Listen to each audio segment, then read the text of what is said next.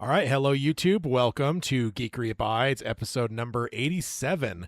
And 1987, that's a good year. This is a really good year. We talked about this last episode. Yeah, because the 86, there's some on 86 and there's some in 85, but yeah, there's a lot more going on in 87. But yeah, we're here to we end up flipping this episode from technically what would have been next week's, but we'll talk about that once we hit the intro and actually get started. So let's go ahead and hit the intro and get rolling.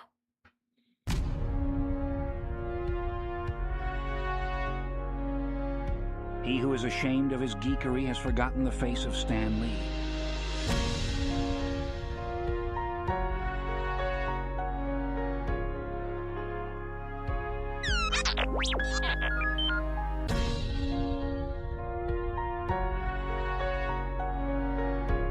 You the proud, the geeky.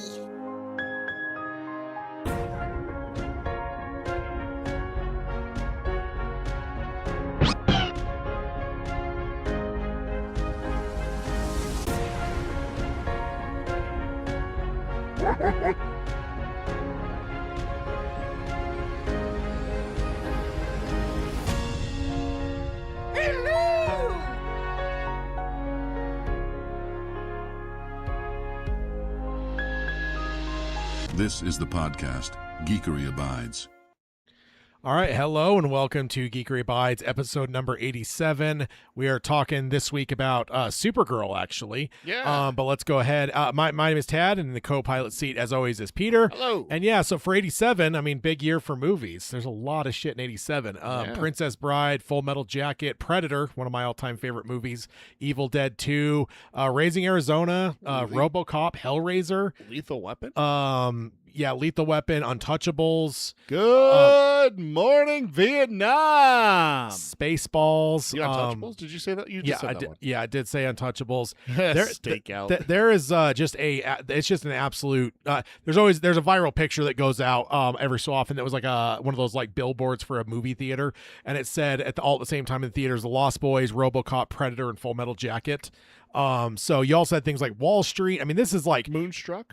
there's something about 87. I don't know what the hell it is, because even in music, when you go and look at like for music fans, like rock and metal fans, like Yeah. 87's got like some of the best fucking albums too. I don't know what the hell it was with 87, but Oh. for anyone that was born in 87, maybe you can just say, yeah, I'm part of that whole thing. So The best film of the Academy Awards awarded in 1988, obviously, was The Last Emperor. that was that had old Christian Bale, or am I thinking of a different one? Emperor of the Sun, I think, is I'm thinking of that one. Let's see. Cast has John Malone. No, I'm thinking Empire of the Sun is the. Peter O'Toole. Yeah, no, I'm thinking of a different movie. So, Yeah. let's go ahead and jump on over to the emails. If you want to email the show, you can do that at show. I'm sorry, no, that's the wrong shit. That's Wrong one, sir. Wrong one. Which you usually read those. Why would I even say that anyway? I don't know. What are we so- doing here, Tad? I don't know. I'm losing it. Something like that. So if you want to email the show, you can email either of us directly, either tad@geekeryabides.com, TADD, or peter@geekeryabides.com, and Peter is spelled in the traditional non-Russian manner. I had someone the other day. I was getting food from my wife and I, and she's like, "Can I get your name?" And I'm like, "Peter." And she goes, "Peter? How do you spell that?" And I looked at her like, "Are you an alien? Like, legit? I need to know. Are you an? You don't know how to spell the name Peter?" Yeah, pretty much. I was very confused. Yeah. So yeah, that's that. So that's how you contact the show. We do every other show. Peter produces the even episodes. I do the odd ones. Again, this is a weird one because this was actually technically your episode, I think, right? Because this is. Wait, I'm sorry. No, this would normally be my episode. Normally would have been your episode because this was supposed to be Better Call Saul season 3. Yeah. But I have been slammed at work and not had much time to watch much of anything. So I asked Tad for a reprieve, and we went and saw Supergirl on Thursday. So I thought we could just swap the episode. So Better Call Saul will be moved to next week. Yeah. Which is technically Tad's episode. So this week is technically my episode. So Supergirl was supposed to be mine, but realistically, this is one of those episodes where we kind of throw whose episode it is out the window, and we just talk about the main topic, which is a brand new movie. And I'm trying to think of why we would have had Supergirl next time, but it's because ultimately today wouldn't have been an episode. Yeah, because we moved delayed the episode from last week to this week because I had a family engagement.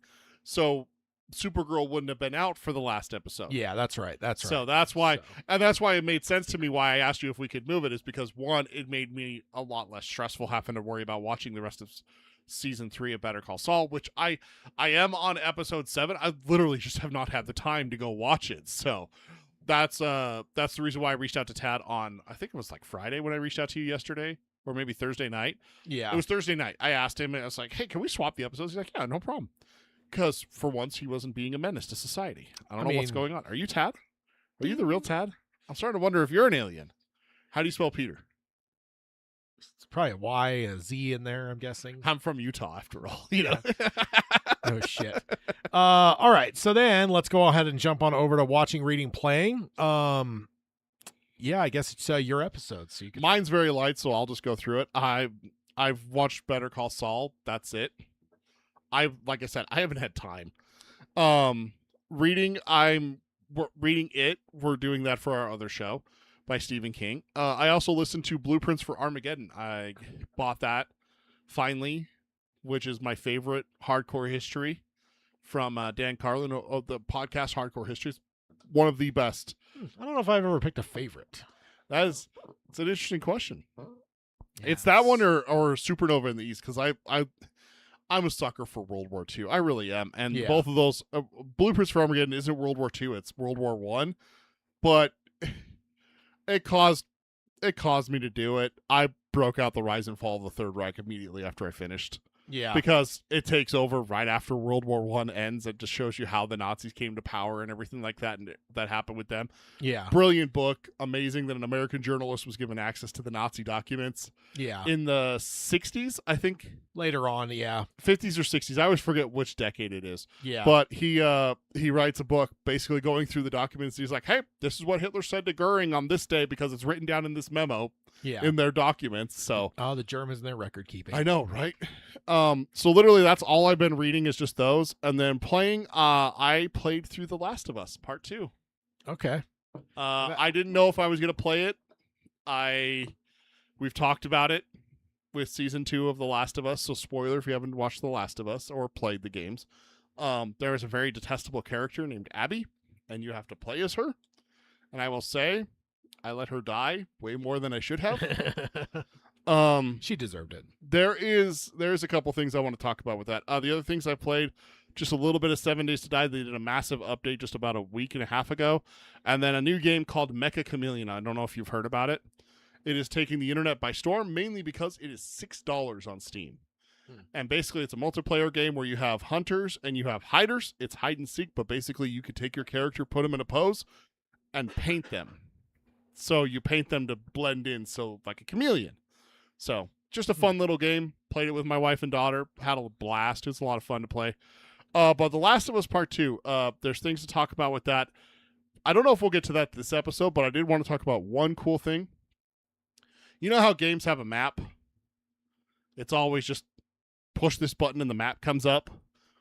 The Last of Us Part 2 did something really interesting, is that as Ellie is coming into Seattle, she breaks into a trailer and finds a tourist map. She literally uses that and like marks locations and landmarks and stuff like that. Oh, okay. Which is, I just find it so fucking fascinating. That's such an ingenious way of doing a map. Is that the character actually finds a fucking map and uses that map, and that's what you have to go off of. You don't get like the Red Dead Redemption 2, where like as you unlock the map, no, this is the map. It's not marked. You don't know where anything is. But then like you come up to like a lock gate and it's like, and on one side it says "fuck Fedra" in spray paint. And they're like, okay, that's the fuck Fedra gate. It's right here at this corner of 7th and Main. You know, that's like, that's such a cool feature for the game. So I just had to call that out and shout that out. Yeah, I don't know. I haven't even finished the first one. Such a good series. It really is. Started it like 3 times, then I just get distracted. So I'm not nearly the gamer I used to be. It's true. Yes. So on my side, still watching Modern Family. And I think I just crossed over to the 7th season now. How many seasons does it have? Do you know? I don't know. I think it ended in 2020 though. Is what I did see that on IMDb, but I don't know how many seasons that is. But I know I've seen a clip on like Instagram, and like the one little girl was like a fucking like high-end teenager, like almost an adult, and I'm like, oh my god! And I saw that like when I was still in like the 1st or 2nd season. I was like, Jesus Christ, this show runs that long. 11 seasons. Okay. Started in 2009, ends in 2020. Yeah. So yeah, I've known just because of a couple clips, but yeah, Good Lord. I love it, and I think of you often because there's plenty of awkwardness in that show. Good to know. I'll never watch it. Did watch Better Call Saul season 3. Pretty much watched the entirety of that last weekend because I wanted to kind of hold off because I knew I'd just be able to like just fucking mainline it. So yeah, always good stuff there. Just a few days ago, watched the premiere of House of the Dragon season 3, the final season. Fuck, that's out. Yeah, and it's like a 90-something minute episode too. I forgot about that. I can't remember what day it was, but I was looking and I was like, oh, I'll watch it. I've got like it's like 7:00. I'm like, I just try to be in bed by like 8ish or whatever. Yeah. Started the episode and it was going. I got into it enough, but then I paused it for something. And I looked like shit, it's a minute, like an hour and 20-something minutes. I'm like, God damn, I didn't realize it was a long episode. So a little bit less sleep was had that night. Yeah, your wife chimed in with 11 seasons as well. It is a really good show though. I'm really enjoying. There she is. Modern Family. So, and then then I also last weekend I think it was, or the weekend somewhere in there, still keeping my streak alive of watching an unwatched movie. I watched To Live and Die in L.A. William Peterson is in it. He's the guy that was Will Graham in the original Manhunter. I've still never watched that Manhunter. Oh, really? Never. I like it quite a bit, as long as you can get over the fact that it's not Anthony Hopkins. But it was made before Silence of the Lambs, so it's like you got to kind of give it credit. And it's I just blanked on his name. Guy that did Heat and Tom Sizemore? No, the director. Michael Mann. Michael Mann directed Manhunter. So okay. It's worth the watch. But yeah, To Live and Die in L.A. It's counterfeiters. Counterfeiting, like what do you call it? Secret Service guys is the main character. Willem Dafoe is the main villain. A young Willem Dafoe. It's John Turturro was in it. Young John Turturro too. So Robert Downey Sr. Never even seen him before. Damn. So it was a good movie, and it's that one is William Friedkin of Exorcist fame directed. Oh, okay. So had that in my collection and decided, fuck it, I'll watch that. I did also go see Disclosure Day. What'd you think? Really enjoyed it. Some people have been hyping up saying it's best Spielberg in 20 years, but I feel like every couple years I'm hearing that same fucking song and dance, and I'm just like, why is it that every Spielberg movie is this return to form and it's the best thing he's done in 20 years? Because I swear they said the same thing about like Fableman and some of the other stuff. Like, it's like, yeah, we all know that Ready Player One sucked, but beyond that, like, Spielberg doesn't usually miss. So like, I don't know.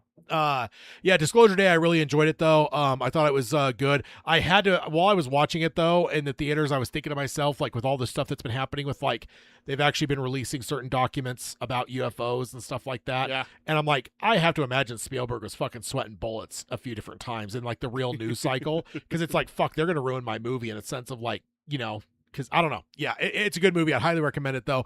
Last weekend, I decided to throw on Casablanca, which I've never seen before. Oh, so, yeah, threw that on. We'll always have Paris. Yeah. I mean, I've seen a couple lines in there. I've never seen it either. So here's looking at you, kid. Play it again. Play it again, Sam, or whatever. Yeah. There are a few lines and stuff that are like so ubiquitous in Hollywood. But yeah, it's cool to watch. And the interesting thing about it was, do you know the premise of it?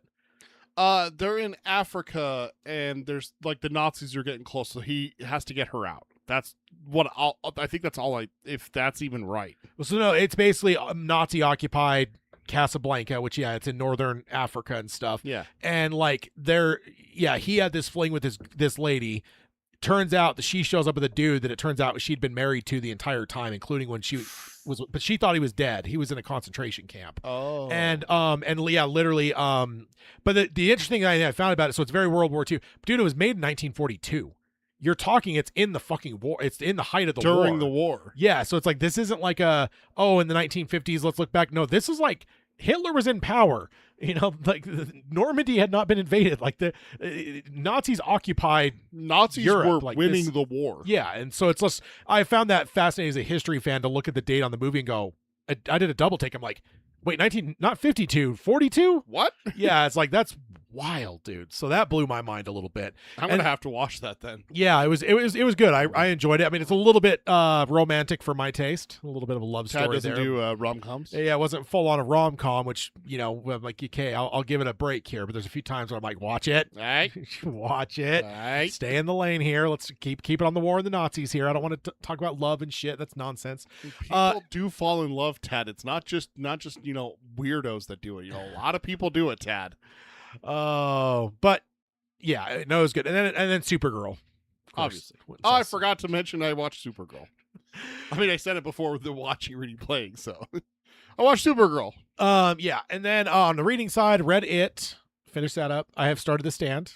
Hey, It is late June. It is tradition. Also, I forgot this the last couple episodes. Yeah. I have the Kindle version of Night Shift, and I've been reading Night Shift. Oh, you mentioned that once. I don't think so. Yeah, you're like I I started. for- it, I- I I- haven't I- got that far into it. I don't think it was on the show though. I think you just mentioned it to me. So I've been reading it as I go and like charge my car and stuff. So Oh, okay. I actually just read Night Surf, I think is the name of it. Dude, I think you wrote it in the late 60s. It's Captain Trips. Is it Like, really? it's a very nihilistic short story, but it's like it mentions, I don't remember if it mentions Captain Trips, but they kept talking about, you could tell it's like post apocalyptic whatever. Yeah. And at one point they mentioned one of the names where I'm just like, whoa, I'm like, oh cool, it's just a spin-off of The Stand. And I went and did some research into it. It's like, no, it was written in the late 60s. It was written Like, before oh, this. this is the prequel. It's the prequel to The Stand. So that was pretty cool. Yeah, so reading that's pretty fun. There's been some iconic stuff so far. I still have a little ways to go though. Jerusalem's Lot is in there. Yeah. So read that one now. So maybe I have no idea what that one's about. that one's like in the 1800s, but it's like the guy that comes into Jerusalem's Lot and is like living in the house. They made that show on Epics or something. It's one Yeah. weird ass thing. I started it and I've heard nothing but Adrian Brody, right? yeah, I've heard nothing but good things. So I need to maybe go see if I could revisit and actually watch it now that I've actually read the damn thing. Yeah. But yeah, so yeah, I've neglected to mention, but I've actually been reading through that. And then on the playing side, I've only really played one thing, and it's 007 First Light. How is it? So I've been enjoying it. Yeah, it's funny because there's some things in there that are apparently more true to the books than even any of the movies have ever been. Really? Because your character gets fucked up early on. He has a big old scar. Apparently, Bond has a scar in all the books. Oh. Yeah, pretty defining scar. And they're just like, we're not doing that in the movies. So Well, you can't mess up a pretty face. yeah, so every time like that jumped ahead a little bit in time, I was just like, oh, the scar will be gone now, or like because at first it's a cut. And it's just like, okay, whatever. Yeah. And then as it keeps going, it's like, oh, the scar's still there. And I'm like, and then I looked it up, and it's like, yeah, that's actually true to the So what you're saying Ian is Fleming Bond's just a novels. ripoff of Scarface. yeah, just 40 years before him or something like that. Oh, So, Scarface. The original Scarface was like what, like the 40s? 30s. Like yeah, no, there's the an original yeah. Scarface. Yeah. When's the original Ian Fleming book though? Oh, Tad. When was the first Bond novel published? Or short story, whatever it might be. When did Bond first appear in print? April 13th, 1953. Okay. You want to take a guess? It was made into a movie. Oh, I'm sure it was, dude. Because, dude, it's crazy how many of the things in the books are not only ones that became movies, but, dude, there's even times like small, like subset things that were just like small plot points, like not even like full on plots, but like I want to say like Goldeneye was the name of just like some house at some point, like in one of the really? Bond books, and like that just became the name because they were just like, oh, we'll take something out of Fleming and make it the entire story around it. But it wasn't like a satellite like the real movie. I don't know. I don't think it would have been Dr. No. Yeah, I have no idea what The was. very first novel ever released was Casino Royale. Oh, which makes sense because it's the Yeah. original adaptation too. The Yeah. comedy movie with is it Woody Allen? Whatever the fuck. Yeah, there's the stupid comedy Casino Royale that they made back in the day. Oh, I didn't know So, that was supposed to be Bond. Yeah, it's Casino Royale. That's Oh. yeah, 100%. It's the first adaptation. That's cool. Yeah. Do you read your wife's? Or Not did yet. I was waiting for you to be done. Okay, but yeah, that's it for me because I still have Indiana Jones, which I did find very apropos. Yeah. That literally right now I'm in the middle of an Indiana Jones play, and then this Bond game comes out, so I'm playing Bond and then the son of Bond at the Yeah, same basically, it's the American Bond. time. And his son. It turns out to really be Sean his son. Connery, Harrison Ford. 'Cause you know they did that on purpose, right? Absolutely. Like the Sean was the dad. I mean, yeah. I mean, if you ever get a chance to work with Sean Connery, you fucking take it. So, Yeah. Did Spielberg directed all 3 Indiana Joneses, right? Okay. 4. He didn't do 4. Well, I mean, sorry, the first 3, like the original 3 before Yeah. waiting 20 something years before coming out with another The one. 4th one, yeah. Then the 5th one is the first one that didn't have Lucas or Spielberg involved. Okay. So yeah. My wife said watching Maternal Instincts, that's a true crime documentary. I'm watching that tomorrow. We do this cool thing where we watch it separately and then discuss it, which is really fun. Instead of just watching it together and just, oh, that was nice, and then just moving on with her day. She's also been watching YouTube videos, wrestling, and Jeremy Dooley streams. Reading nothing, playing 7 Days with me, Disney Dreamlight Valley, and The Librarian. And then she also went to Supergirl with us. So Indeed. she did enjoy it. I will say that. We had a good conversation about it on the way home. Yeah. So, But yeah, that brings us over to the main topic, which I only found out very recently by looking around. yeah, you threw this in the text chat yesterday, and I didn't get a chance to respond. They changed the title of this movie. At some I point. remember it being what was it, Supergirl? Woman of Tomorrow. Woman of Tomorrow. It's been the title. I remember that. Dude, I think that's still the name of the video. This video. It is still named Supergirl, that. Woman of Tomorrow. Yeah, so I don't know when the fuck it changed. Like now, everyone always just goes shorthanded. So it's like as we've talked, like I've always just said Supergirl. Even if I was at theaters, I would have said Supergirl, whatever. So it's just like, I don't know when this fucking changed. I will say to an extent we have changed the way we do the show. So I'm not nearly as. I mean, I see the news to an extent, but I think if we were still doing like the first half of the show, like in the old days when we do news or whatever, I have a feeling I would have probably caught the fact of when they changed it or whatever. But yeah. According to the AI overview on Google, DC Studios officially shortened the title of their upcoming film starring Millie Alcock from Supergirl, Woman of Tomorrow to simply Supergirl in June of 2025. When did we stop doing the news? Jesus, I don't know. Like January? Like this year, wasn't it? I don't know. That's crazy that it got shortened a year ago. So Yeah. I never caught it. I mean, but then again, I'm trying to remember the trailers and stuff. Did the trailers just say Supergirl? I can pull up a trailer, but let's talk some Supergirl, Tad. Yeah, indeed. Let me go and pull it up here on the IMDb so I have something for reference for everything we need here. Yeah, so I mean, I don't know what do you got like notes wise? I'm curious what Just says Supergirl in the trailer. in the trailer. This was released 2 months ago. Yeah, that's weird. That's nuts, dude. It's some Berenstein Bears shit. That is Mandela effect.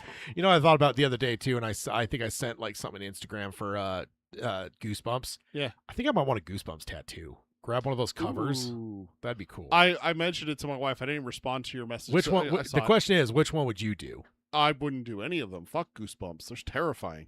Well, that's the point. Traumatized me. The one I can point to The it. one with the beast coming out from under the bed. No, the Werewolf of Fever Swamp traumatized me for werewolves. Oh yeah. Dude, I read that when I was like 6 years old. Yeah. Scared the holy living hell out of me, dude. I was little when I read it. I don't know the exact age I read it, but man, that set me off. And then I don't remember what movie it was, but they had a trailer for The Howling on it. Oh, okay. And part of the trailer is the transformation. That's one of the worst parts of werewolves for me, is watching the transformation, because it just like, oh, that looks like it hurts so bad. Yeah. So, yeah, Werewolf of Fever Swamp is the one that scares the living fuck out of me. Probably the tattoo I'd get the most is one of the dummies, Yeah. because my wife would be pissed every time she saw it. Yeah. Night of the Living Dummy is the Yeah. one that I was thinking about. Get There's some iconic covers though. Get that dummy tattooed on me, and then, like, it's only when I take off my shirt or something like that she sees it. So, Yeah. yeah. Indeed. She says nope. I don't know why she says that. It's my body, right? My body, my choice. I mean, I do know I'm going to get a scary stories to tell in the dark tattoo. That's something I've known for a while. Oh, yeah? I don't know which one, but because the animations in that are some of the best. I've never Fucking- watched anything with that show. No, it's the book. The book? It's the Oh, book it's a back in the book? 90s. Yeah. Well, they made a show out of it, didn't they? Yeah, Oh, okay. show movies. They probably done some I stuff never, on it, I never but- read it, or I never even saw it. I don't think I ever saw it like at the book fair and stuff like that. Oh, really? So.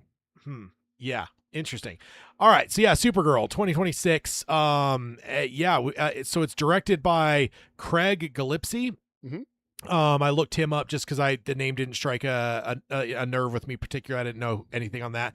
So he did. God, there was a few things I thought I saw that he had done. Cruella. Oh, with Emma Stone. Apparently he's been doing. Or is this going? No, there's like a bunch of weird like Apple iPhone bullshit things. Like, why is that shit? I, Tonya was the other big one that he had done. Oh, okay.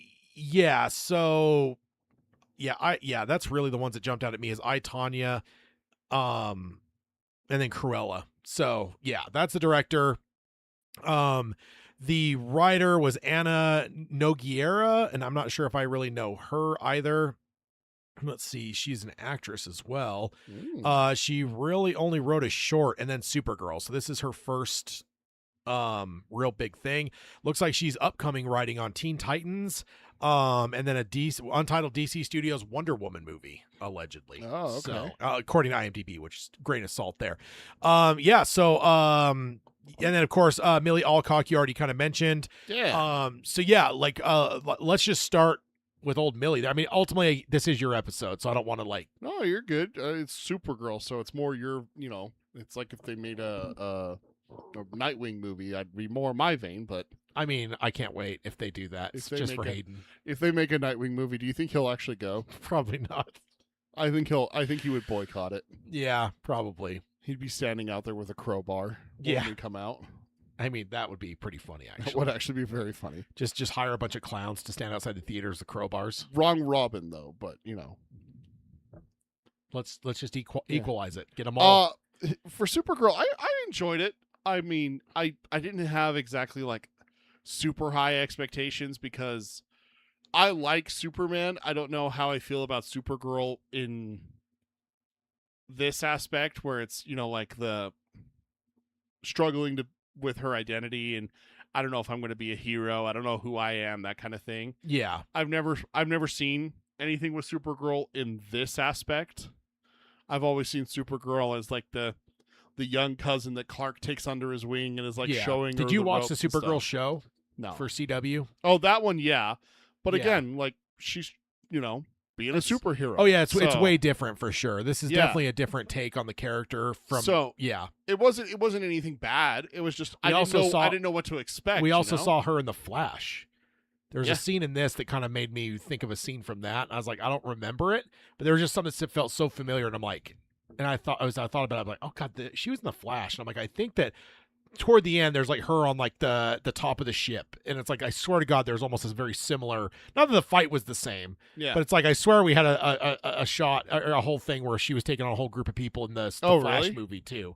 So it felt very like surreal, like Interesting. yeah, it's like having a false memory, and I was like, so I guess yeah, we have actually seen this character not that long ago on the big screen, not in her own movie, but I mean, she was in Superman too, so yeah, for a second that hardly counts. she was but- still there. and the Flash is one of the last things we saw too. Flash got put out with James Gunn in charge. Still, it was made without not under his guard, but he took Mhm. over before that got released. Was it? Okay. Yeah. So, it really wasn't that long ago that we had that last version of Kara. So, what do you think of Millie Alcock is the in Oh, the you're lead not role? saying that Millie Alcock was in the Flash. We're saying that Supergirl was in the Yeah, Flash. Supergirl. Yeah, again, tortured, held prisoner, that kind of thing. So not exactly like the Supergirl. The only And we Supergirl didn't- I've really ever known And, is like and we didn't really get much of her in that movie, enough to like explore like Yeah. what kind of Supergirl she would have been. It was pretty whatever, but we did get her though. So yeah. So what did you think of Millie in the role? I mean, she was great for what she was supposed to be, which is a drunk,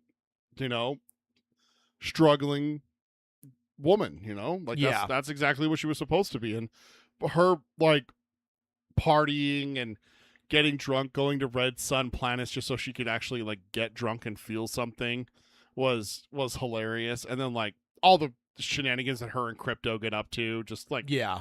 funny as hell. Yeah, I think Millie did a great job. I absolutely fucking adored her in House of the Dragon. Yeah. As Rhaenyra. I thought she was fucking killer. I think one of the hardest parts about that first season was when they moved away and moved to the older characters, because Yeah. I was just like, God, she was killing it in that role, man. Yeah. So I was pretty stoked for this. And I do think that I think she's the best part of the movie for me.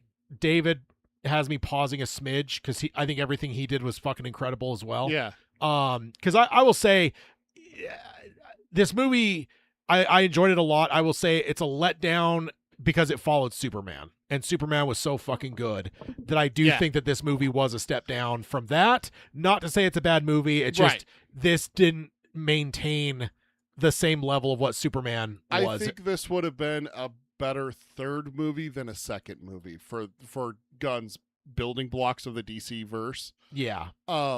Because I think it's too much super in a row. Because we have David and Cornsweat trying to get his footing as Superman, and now we have her trying to get her footing as Supergirl, and it's just like, it's kind of the same movie, but you have the Boy Scout and you have the Party Girl, but it's kind of the same movie. He's struggling to be Superman. He's struggling with his first defeat. She's struggling with her first real superhero activity. It's saving her dog, getting revenge for what was her name? Like, Rue's from Hunger Games. That's what I'm thinking of. Ruthie. I was Yeah. close. It was the name of the character in the comic as well. Yeah. And that just, it's a very similar movie, which is where I think, in my opinion, it would have been better as a third. You need to put something in between this. You put a Batman movie, put a Wonder Woman, put Flash. To be fair, put something there. Lanterns was supposed to come out between. Was it's it? TV, but Yeah. like this shouldn't have. Well, in theory, Peacemaker. I guess, was- Peacemaker did come was- in between, but I'm looking at, cinematic universe kind of things. So Yeah, but in this again, it's in the this same- day and it's the age, same thing. is there a difference though? I guess that's true, but it's the same thing as like the Marvel TV shows versus like the cinematic universe. Does anything that has happened in the TV shows really impact the cinematic universe that heavily? I guess it did, because you have like Captain America.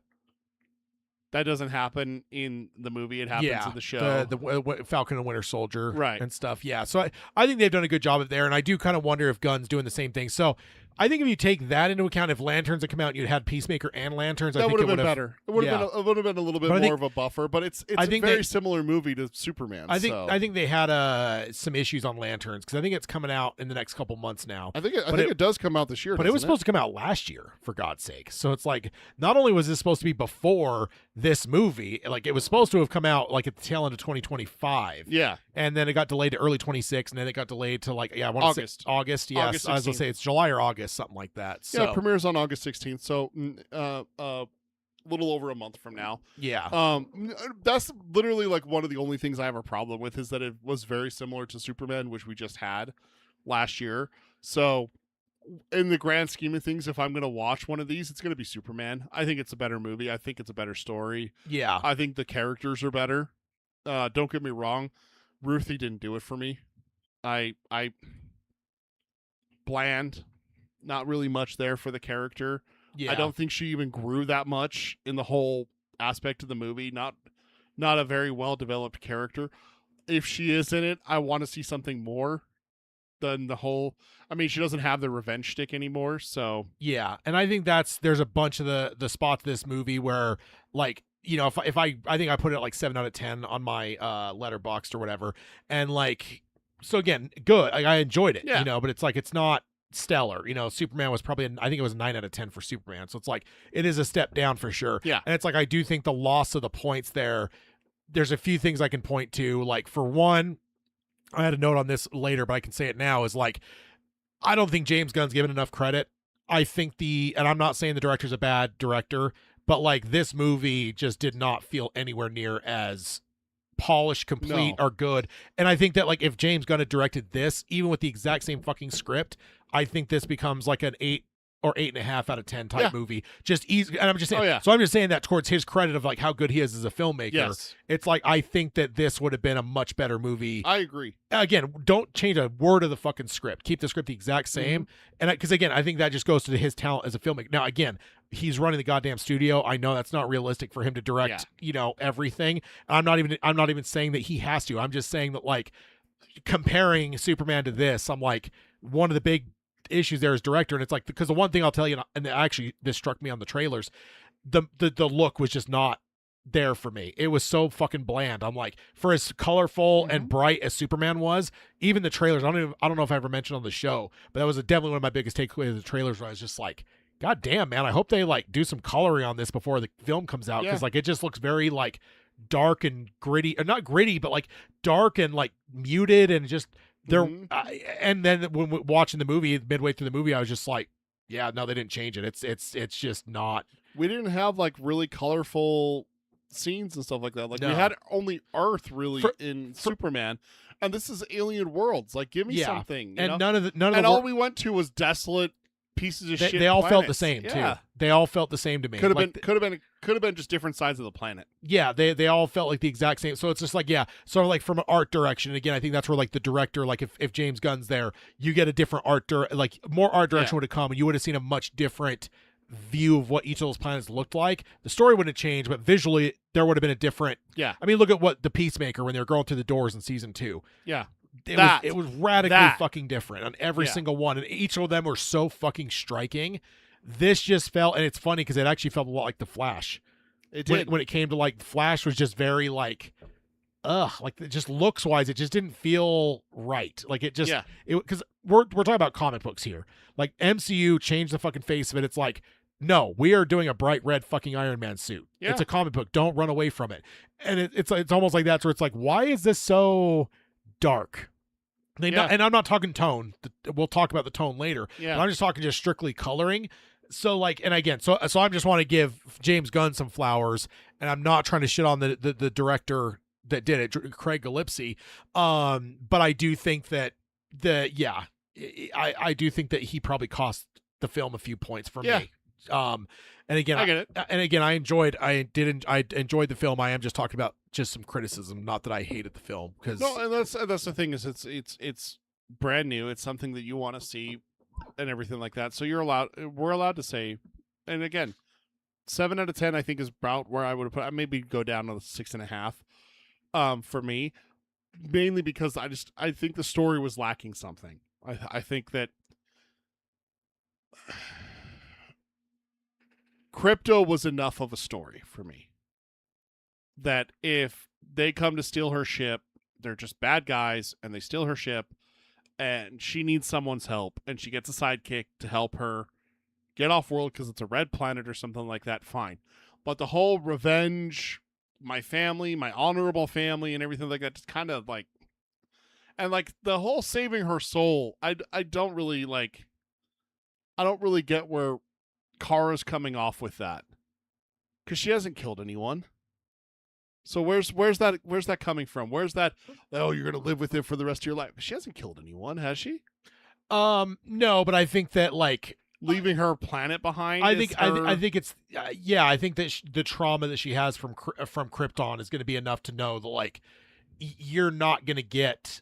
But I think that's what's great about what I really loved about this from the storytelling perspective is like for her to be preaching at her about like trying to solve your problems the wrong way. It's like, what have you been, and I think that's the great part about the story when that shoe drops, where it's just like, oh shit, I've been doing the same thing type and stuff. That's where she puts on the cape and the costume and goes and saves the day, and then goes back to Earth with Clark, Yeah. So they're, let's see.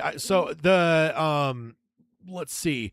So I have some notes here in the comic. Kara and Ruth catch Krem, and Ruthie realizes she can't kill him. Kara pushed to the brink by the death of her companion Comet, the super horse.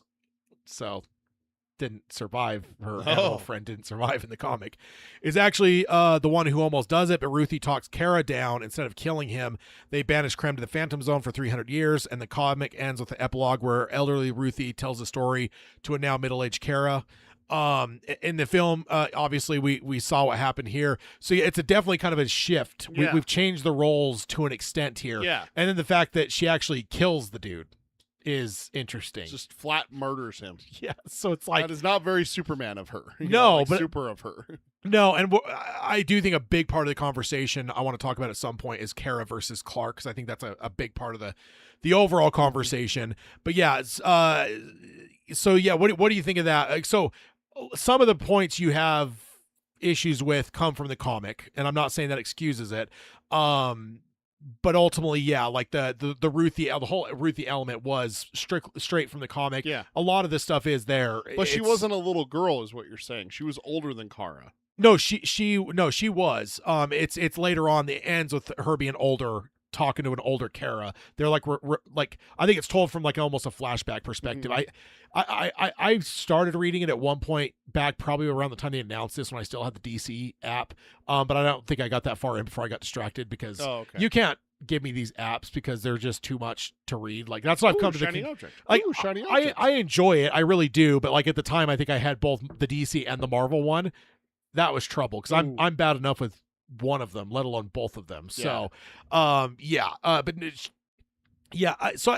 think that like, yeah, I'm trying to think like the story element wise, without getting into the Clark versus Kara thing, because I think that's a big thing that, you know, Gunn kind of has been telegraphing pretty much since Superman, right? Like we kind of got the sense that Kara is a much different character than Clark, and it's different than a lot of interpretations that Kara's been given in the comics, or even in the adaptations. Like she's usually pretty straight-laced and that kind of thing. So, you know, Gunn gave us the impression from Superman that, yeah, we're going to be getting a different spin on the character. I think the Ruthie stuff is okay with me. I think that let's see, I had a note lower on down here. Where is my note?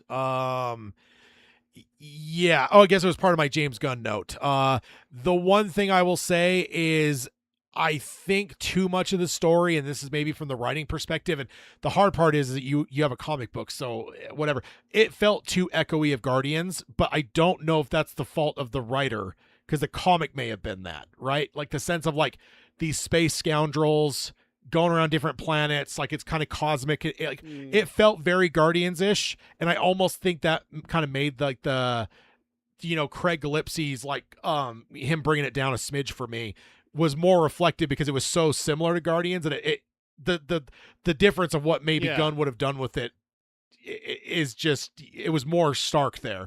And again, though, I don't blame even the writer there, because it's like if the comic had a lot of that, but it's like there's part of me that wonders, though, can you just set the whole thing on one planet then?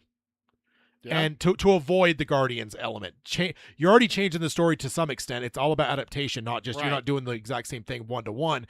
So it's like, can you just do it on one planet? Maybe it is even that dual sun planet, to where as the course of the movie comes, at a certain point you flip it on its head and it's now a green sun type thing. I don't know. So yeah, I think the story was okay for me, but I do think that the Ruthie stuff was probably my least favorite part. I think Kara dealing with her own elements, her own trauma, even more so than just the crypto thing. Because I think the crypto thing is just the opening element. It's not even really the overall point. It's how you get Kara going after him. Yeah, she has to go after him. They carry the antidote on them. It's well done. Yeah, you have to go get the guy. Yeah, it's an inciting incident, but it's like it's really not the point of the movie, right? No, the point of the movie is Kara kind of figuring out who she is. It is the point of the movie. You want to save Crypto's life and everything like that, but what happens to her along the way is the story. And that's what I mean, because plot versus story. Plot is not what people go to movies for. It's and if you go to movies for plot, I think that's where a lot of comic book fans kind of fall into the hole, because they get so fixated on the plot and how things are moving forward. But it's like you're missing the fucking whole purpose. Story is what people like, is what movies are actually about. That's what writers and directors are truly trying to go with there. And it's like, and in that sense, Crypto's the plot, but the story is truly like her coming to terms with all of the trauma that she's got from her backstory. It's her becoming Supergirl. Yeah, and deciding if she even wants it, right? Yeah. Like, who is she type thing. And it's like she's running from who she is from the moment we saw her in Superman all the way through the beginning of this movie, where it's like she goes to Red Sun planets because she wants to get drunk. She's trying to run away from the feelings. Yeah, I think that's where I'm struggling, is that Gunn comes in and tells us that we're never going to see the Waynes. We're never going to see, Krypton, and we're never going to see like the origin story, and then we see it in Supergirl. So that's where part of me is like, okay, we are so good at we're avoiding our origin stories, and then we get an origin story Supergirl movie. But So- I think you need it though, because it's too ingrained in her because for her it's not just we're not even telling it from the perspective we give a fuck about Krypton, like in that sense, like because we all know that story, but this is so ingrained in her trauma, you had to show at least her part of it. No, I know, So- and that's where I think that we need to take a step back and decide: is that the story of Supergirl we want to tell? You may love the story and everything like that, but is it the one that we should have told? So that's where I think I would have preferred a different story. I think it is, and I think that because I do actually like the aspect of this Supergirl being a little bit like, people are trying to say anti-hero, but I don't think that's right. I don't think she's an anti-hero. I think it's more of like she's basically a hero with an edge, and I think that rather than kind of just making she's her more Iron Man than Deadpool. Deadpool's an anti-hero. Tony Stark is a hero, but with an edge. and like Punisher to me is one of the best examples of an anti-hero in a Yes. lot of ways, and it's just like, and she's not that, but I see where people are getting that because they're blurring the lines too much. But it's like she's not an anti-hero, but she's got an edge to her. And I think that like you need that, because I think that's where like even like the Supergirl show, which I actually really liked, failed a little bit, because it's like if you don't do something to make her distinct from Superman, what's the point? Yeah. What's the point of the character? And it's like, so I really appreciate what Gunn has done here, Yeah. because I think that like kind of seeding her into the trauma so much really allows you to have her be this superhero at the edge. The fact that she kills the guy at the end, like, is going to differentiate her between Clark, and I think that's where we're going to go with this, is that going forward, I think there could be tension between Clark and Kara, because Clark will not kill. I think Clark has more of a no-kill than Batman does. I don't think that Kara's going to kill. I don't think this is like, I don't think this portends like her way as a thing. I genuinely think, and I think this is where like, could be the director, could be the writer, I don't know. Somebody dropped the ball, because I don't feel like what were they called? Brigands? Yeah. I don't think they were done well enough. And I think that so much of the story could have been like, this could have been made an 8 or 9 out of 10 if the Brigands were done better, and if you'd really explored the aspect of like the victimization of girls and women that these creatures were doing. And like, and I think because if they had done that better, and I think I've admitted this over the years, there's times I think I see what maybe they were trying for, and sometimes I give filmmakers more credit than they deserve because they didn't execute it well. Yeah. I think that's the thing here, is like literally she killed him because of what she saw of him throughout the entire and his entire group. It's like, you have been fucking like this is like levels of vile that are beyond comprehension. And it's like, again, I know everyone likes the black and white, you either do or don't kill, but it's like, I think she doesn't kill, but this is an exception point where it's just like, you should not exist anymore. You know what I mean? Now, if you don't, the world is going to be worse off. The galaxy is going to be worse off. The galaxy is going to be a much worse place. And like it was like the family that betrayed, like the fact that like they spent the time to actually kill them, all of them, because usually in a movie that doesn't have as much guts, I think that maybe the daughter dies so the parents pay for their betrayal, but like to kill all of them was an interesting thing. And I think that was part of it, where thinking back on the film, I'm like, I wonder if some of that was like setting the stage for deserving it. And like, again, but you might be right. They might actually allow that to become some tension between Kara and Clark, but I don't think that Kara is going to be a killer. I don't think she's going to be like a like a Punisher. Where no, exactly. You jaywalked, fucking snapping his neck like a super like Man of Steel, kind of thing. Yeah, no. But I think that it's going to come down to is that I think there's going to be a moment where Kara's going to be like, all right, this guy is in the same vein as him. The whatever the bad guy's name was. Yeah, I don't remember his name. Krem. I think that she's going to come down and be like, he's as bad as him. Yeah, he's got to go. And Clark is going to be like, whoa. Yeah. You killed someone? No, we don't do that here. Like, that's not who we are. Yeah. And Kara's going to be like, dude, he's going to cause way more trouble. And I think maybe the person that it's going to come down to, I think it might be Lex. I think that Lex is going to do something, and I swear to God, if Clark ever tells her what happened to her dog at the hands of Lex is dead. I will put money on that she will have to fight Clark, because Clark's going to try and stop her, but she's going to go kill Lex. You don't fuck with Crypto. That's what it comes down to. Yeah. It's just like, don't mess with that dog. Yeah.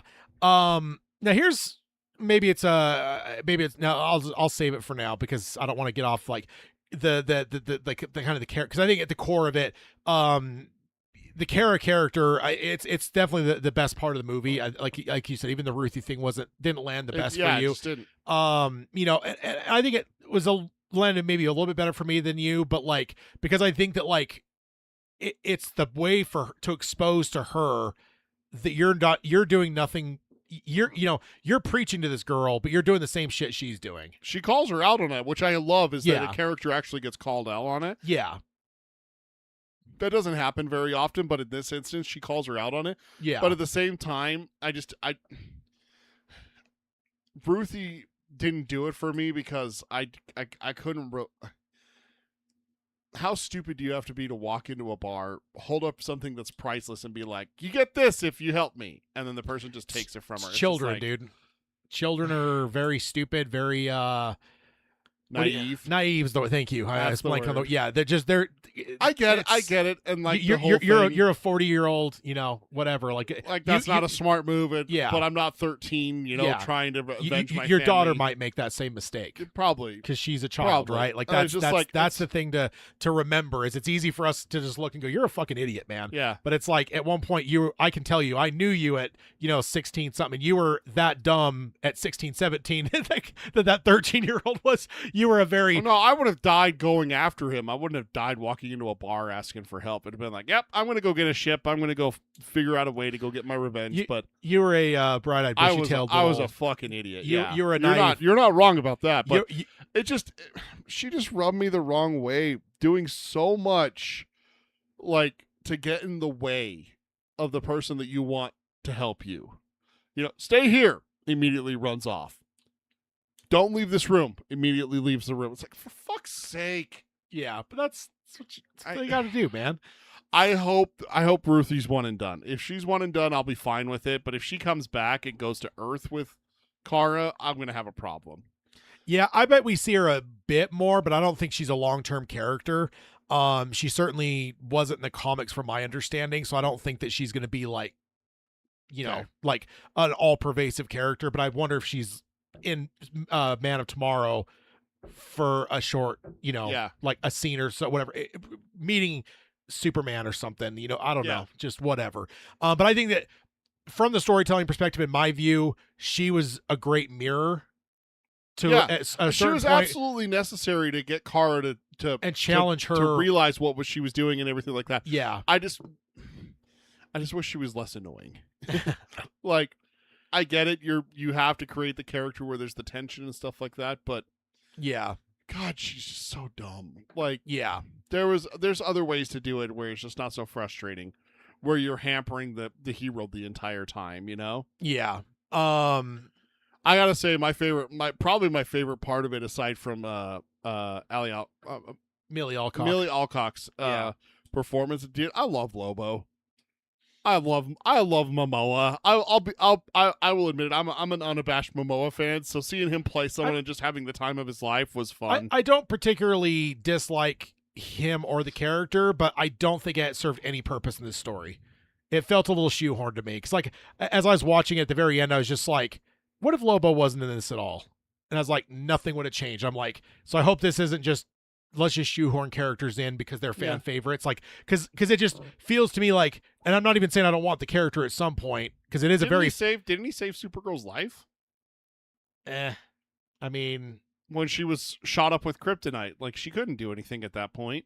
Yeah, I don't know. And then he saves her. It could have been any other. It could have been Ruthie, for God's sake. Like to me it felt shoehorned, and it was just like respect the character. In my mind, respect the character enough to like he could carry his own movie and introduce his character that way, and not just a passing couple lines of dialogue to set. Which I'm not saying you have to do a full on origins, but it's just like I don't know. I didn't hate it. I actually was. It was just a part of me that reflected on it where I was just like. Because I thought about that going in, I'm like, why are they putting Lobo in this? That's kind of weird. Yeah. Like, yeah. But it's funny. I actually did some reading on it just to see, because like after the fact, I was whatever. So he was not in the comic, but apparently the creator wanted him in the comic. Oh, okay. And was kind of pushed back on. So someone kiboshed him on it. So it's like it is technically more true to what the original writer wanted, but he wasn't really in the story. So I don't know. And again, I'd like to see more of him for sure. And I think that he did a good job here. It was just more of like an overall meta thing where I'm like, why is he here? I guess. And that's just sort of just like, I hope we don't get. I mean, it would make sense that these scoundrels have more than one bounty on them. Like one's going after the leader, the other guy's been wants a bounty, so you're going to have other bounty hunters going after him. So, and I love that it didn't end up as a team up movie. Like that's one of the things that I love is that there was never a single scene with Lobo, Ruthie, and Kara where they're like, "Okay, so here's the plan. Here's what we're going to do." Like the Flash movie. Yeah, exactly like that. Flash, Supergirl, and Batman. Yeah, you don't have that. Yeah, it's which I respect. I do. actually really enjoyed that. That was quite refreshing. That like Ruthie lets Lobo out, and he's like, "All right, so here's what we're gonna do." And she goes into the vent, and he's like, "Good girl," and he like recognizes like, "Okay, we're not a team. Like, we're independent of each other." And he gets what he wants. They get what they want, and it just happened to coincide together. No. I actually prefer that because it's always like, all right, Tad, you want to kill Bob, and I want to kill Jim, and they're together. And what's that? You want to kill Steve? Okay, let's the three of us team together. And it just always comes together perfectly as a team. Yeah. But this showed the perfect way to do it. And I will say, again, I did enjoy the character. It was more just the aspect and a lot of the, he had a lot of good lines and stuff. And I think the actor played it well. Yeah. But there was just part of me from the meta side where I was just like, why is he here? Because sometimes I ask that in comic book movies, because when you bring a big character in, sometimes the answer simply is like, because there's no reason. We put him in here because we put him in here. And it's just like, and for a character like this, like, because again, I think he can carry his own movie. You could do a series with him if you wanted. Like, so I just hope that like, I mean, if you introduce him here and he does get the good reception, then you greenlight that. Yeah. And this is his origin, and then you don't have to do anything else. Now you can just do a show with him. You don't have to waste an episode or two doing an origin story. Yeah. You've already got it. Ready to go. Yeah. Print money. Yeah. I wonder if, series or movie do you think for him? For Lobo? Series. Yeah, I feel like that might be better. Because I don't know if a movie would work particularly. Honestly, and the thing is, I wouldn't have a through line story. I'd have him do like kind of like the Mandalorian season 1, where it's just him doing fucking bounties. Yeah. Like, why not? Like, dude, give me 6 episodes of Lobo doing 6 different bounties. The Lobo Tales. That's what I would call it. Yeah. Yeah. And it's not like he hasn't done TV in his past. No, never. It is funny. For HBO. It's funny we've gotten to the point where I think there's people are actually forgetting that was his origins for most of us. Game of Thrones. Khal Drogo. Yeah, indeed. Let's see. Let's see what else. What do you got notes wise? I got more for sure because we still. The one thing that I really wanted to talk about is that I mentioned this to my wife on the drive home from the theater. As I said, I enjoyed that movie. Like, I have my critiques. I have my things that I would have done differently and everything. But there's a couple things I would have changed about Superman as well. But still, I give it a 9 out of 10. But it's like I said about there was a movie I was talking about horror movie wise, but I watched it right after Obsession. And I'm like, God, that sucks to come right after Obsession. It was the Passengers. Yeah, and it's like this is like that for this, where it's just like if Superman wasn't the movie before this, right? I do wonder if it maybe would have been a little bit, but Superman was just such a such a great movie. Such a great movie. You know, that this to follow that, it's always tough to follow. You know, again, there's a reason the opening band goes first, right? It's like, can you imagine trying to go on after the headliner and you're just some fucking pissant band that's only done 1,000-person show and now you're in front of a stadium? Like, that would not work out well for you. It doesn't. No. Yeah, but go on. What were you going to say? But I was talking with my wife and I said, I know that this movie's going to get shit on. This is going to be one of those ones that has 30% on Rotten Tomato. The critics are going to shit all over it. It's very split. It's not going to critics. It's very split for sure. Because I think the people that like it are locking onto some of the stuff we've talked about and some of the stuff we haven't talked about yet, but we will.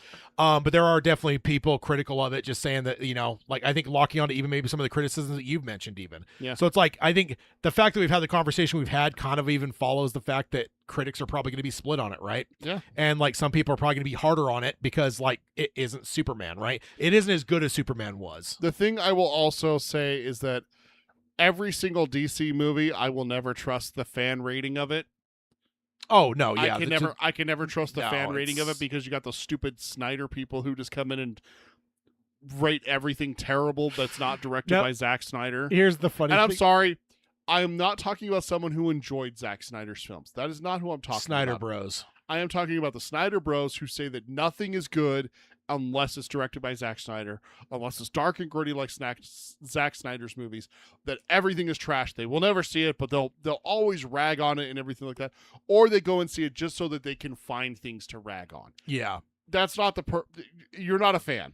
At Yeah. that point, you're not a fan. Go watch 300. You're just Go watch all the other Zack Snyder movies and just Yeah. and just enjoy that and leave the rest of the movies alone. Like Yeah. to that point, that's not valid criticism Yeah. to me. No, agreed. I agree. And that's where I have a problem. Now, I with will that. say I did laugh though when she killed him Yeah. because I was just like, ooh, the Snyder Bros. Ooh. To have another House of L family member killing a villain. I'm like, is that a troll? Could it be? Mm. Could it be? Might I hope that they actually went that far to troll the Snyder Bros? Especially that for- second step. That's for my dog. Yeah. Yeah. Also, Crypto in peril again. Stop it. Let's just put him in a kennel and lock him away. No, that's what Lex did. That's bad. I mean, let's be fair to Lex. It wasn't a kennel. He had him flying on the little thing, chasing space squirrels or whatever. Space So squirrels. he was keeping him exercised and stuff. I still think that is a form of prison, Tad. If I put you on a VR thing where all you're doing is watching the best movies of all time, that's still a prison. I don't know, man. That's If you against your will, not your choice, that's still prison. it's just watching, Heat and Godfather and all this stuff. I don't know if that's a prison, sir. Turns on Band of Brothers every now and then. Yeah. It's like Inception. All the people that are addicted and they're just in the dream state, Yeah. just living lifetimes in their dreams. So, yeah. Not good. Tad, that's not good. So I think one of the bigger conversation points is the Kara versus Clark, and you've touched on the edge of it, but I want to kind of discuss, because I really think that's one of the biggest, and again, Millie did such a great job. David did a great job. And I think that this might even kind of propel us into the future a little bit of like the differences between these two characters. So yeah, I think I think this is what I find so interesting about this version of the character versus like the CW stuff or whatever, right? Yeah. Where it's just like, it's literally just Superman with lipstick and a lot. That's unfair because like Kara is a very well-defined character in a lot of ways, but to most people, she's just going to look like Superman with lipstick. And if you're not doing anything to differentiate her, like, what's the point of this character? Yeah. And I mean, some of the Bat family could say the same stuff where it's like, why do I care? If Batman's there, what do I care about this spin-off Robin that's now some pseudo version of Batman in another city? Like, it's just from the outside perspective, again, if you're more of a Batman fan, you understand the distinctions, but it's like for most people, though, it's like, this is Kmart Batman in Bloodhaven. It's not, this isn't, this isn't worth it. But I think that I don't know who made the decision, but I'm guessing it's James Gunn because it was in the Superman movie to begin it a little bit. Yeah. Because it's deep ingrained in Kara's backstory that she was actually old. She wasn't a baby. Generally the story in the comics usually is they were both sent at the same time, but she was a teenager, something like she was older, but her pod gets knocked off whatever and it gets whatever. So while Clark gets directly to Earth, hers doesn't. So by the time she gets there, Clark's an adult. He's older, even though she is actually technically. Yeah, it's this weird. It's almost like a weird time travel thing. But it's like, but the sense is though, she remembers Krypton. She knows she was there. She lived there. She was there. She spent a chunk of her life there. And so I think that whoever made the call on this to go like, you know what, this is going to make her a much different person. Yeah. And if that's from like the marketing perspective of it's like Superman, but she has more of an edge and she's a little bit more badass, a little bit more crass, a little bit more and darker in some extent, right? She kills the guy at the end of this. It's like, that is the most interesting thing you could have done. Also, and you can't picture Superman going out and getting drunk like that. No. Like he wouldn't like even. it's not only killing the person, it's also the stuff that she does and how she acts. Yeah, even on top of that. Even Kingdom Come Superman, when Joker kills everyone that he loves and knows, like all of his closest he's still people. a straight-laced guy. He just becomes he's super regulated. He's a little bit more darker and brooding to an extent, but he's not going to red sun planets to drink his sorrows or away. shoot up on drugs or some shit. No, not at all. So no, it's like, he's just like, no, this world needs order, and I'm going to put it down no matter who I have to kill to get it. yeah. So yeah, and then like the stuff with her father, right? It's like, or and her mother on her deathbed and stuff.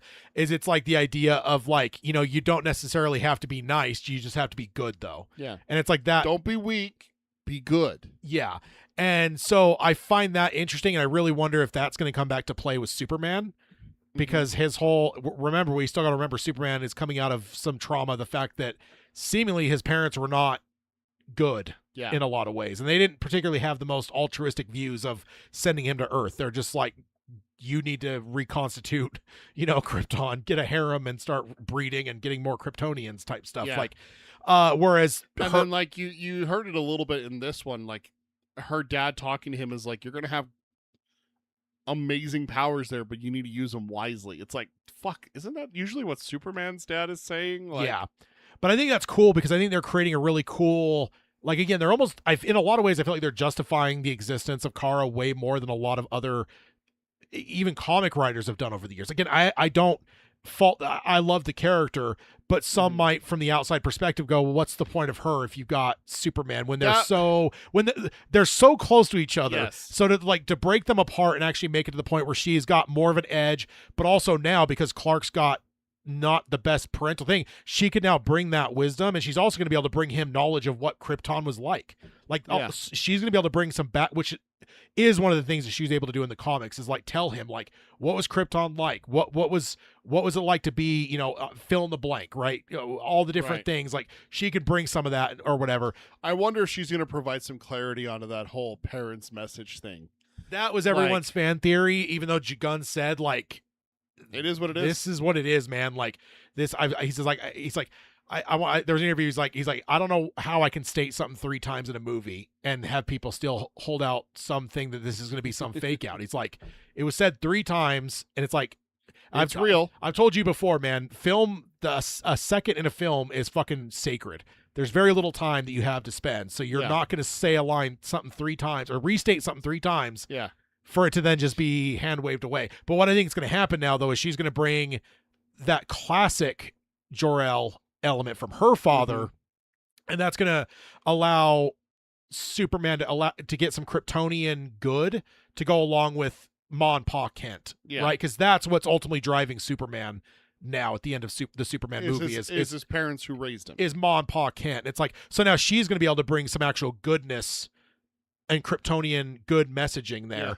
And so I am really fascinated by what the future of these 2 characters are, and I think this is maybe one of my favorite setups I've ever seen for the 2 of them, because they're distinct enough.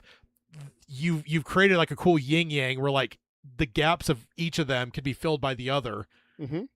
And I find it great. I think James Gunn has, because I have to imagine that he told the writers, and what he set up in Superman has really kind of set the path for what Kara is going to be here. Yeah. And I got to give him all the credit in the world, because I think this might be one of my favorite setups for Superman and for her, where it's just like, this is going to be a great fucking relationship, dude. I have a concern regarding having both of them so early on in the DC. DCU, is that what they're calling it? DCU. Just like MCU now, finally. Yeah. I wonder how they're going to have any villain stand a chance against 2 supers.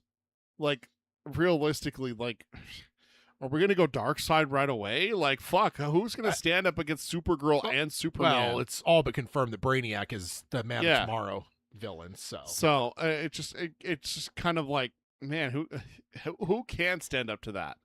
Yeah, you know? But it's, and then add in the lanterns and stuff like that with them, and maybe Wonder Woman, and maybe we get a Batman, and it's just like, god damn, like, we got some powerful people coming, right? Like, villains? Like, we're not going to have just, like, Lex Luthor, because Lex doesn't stand a chance against 2 supers. Well, Lex has got the old noggin. Yeah, how'd that work out for him in Superman?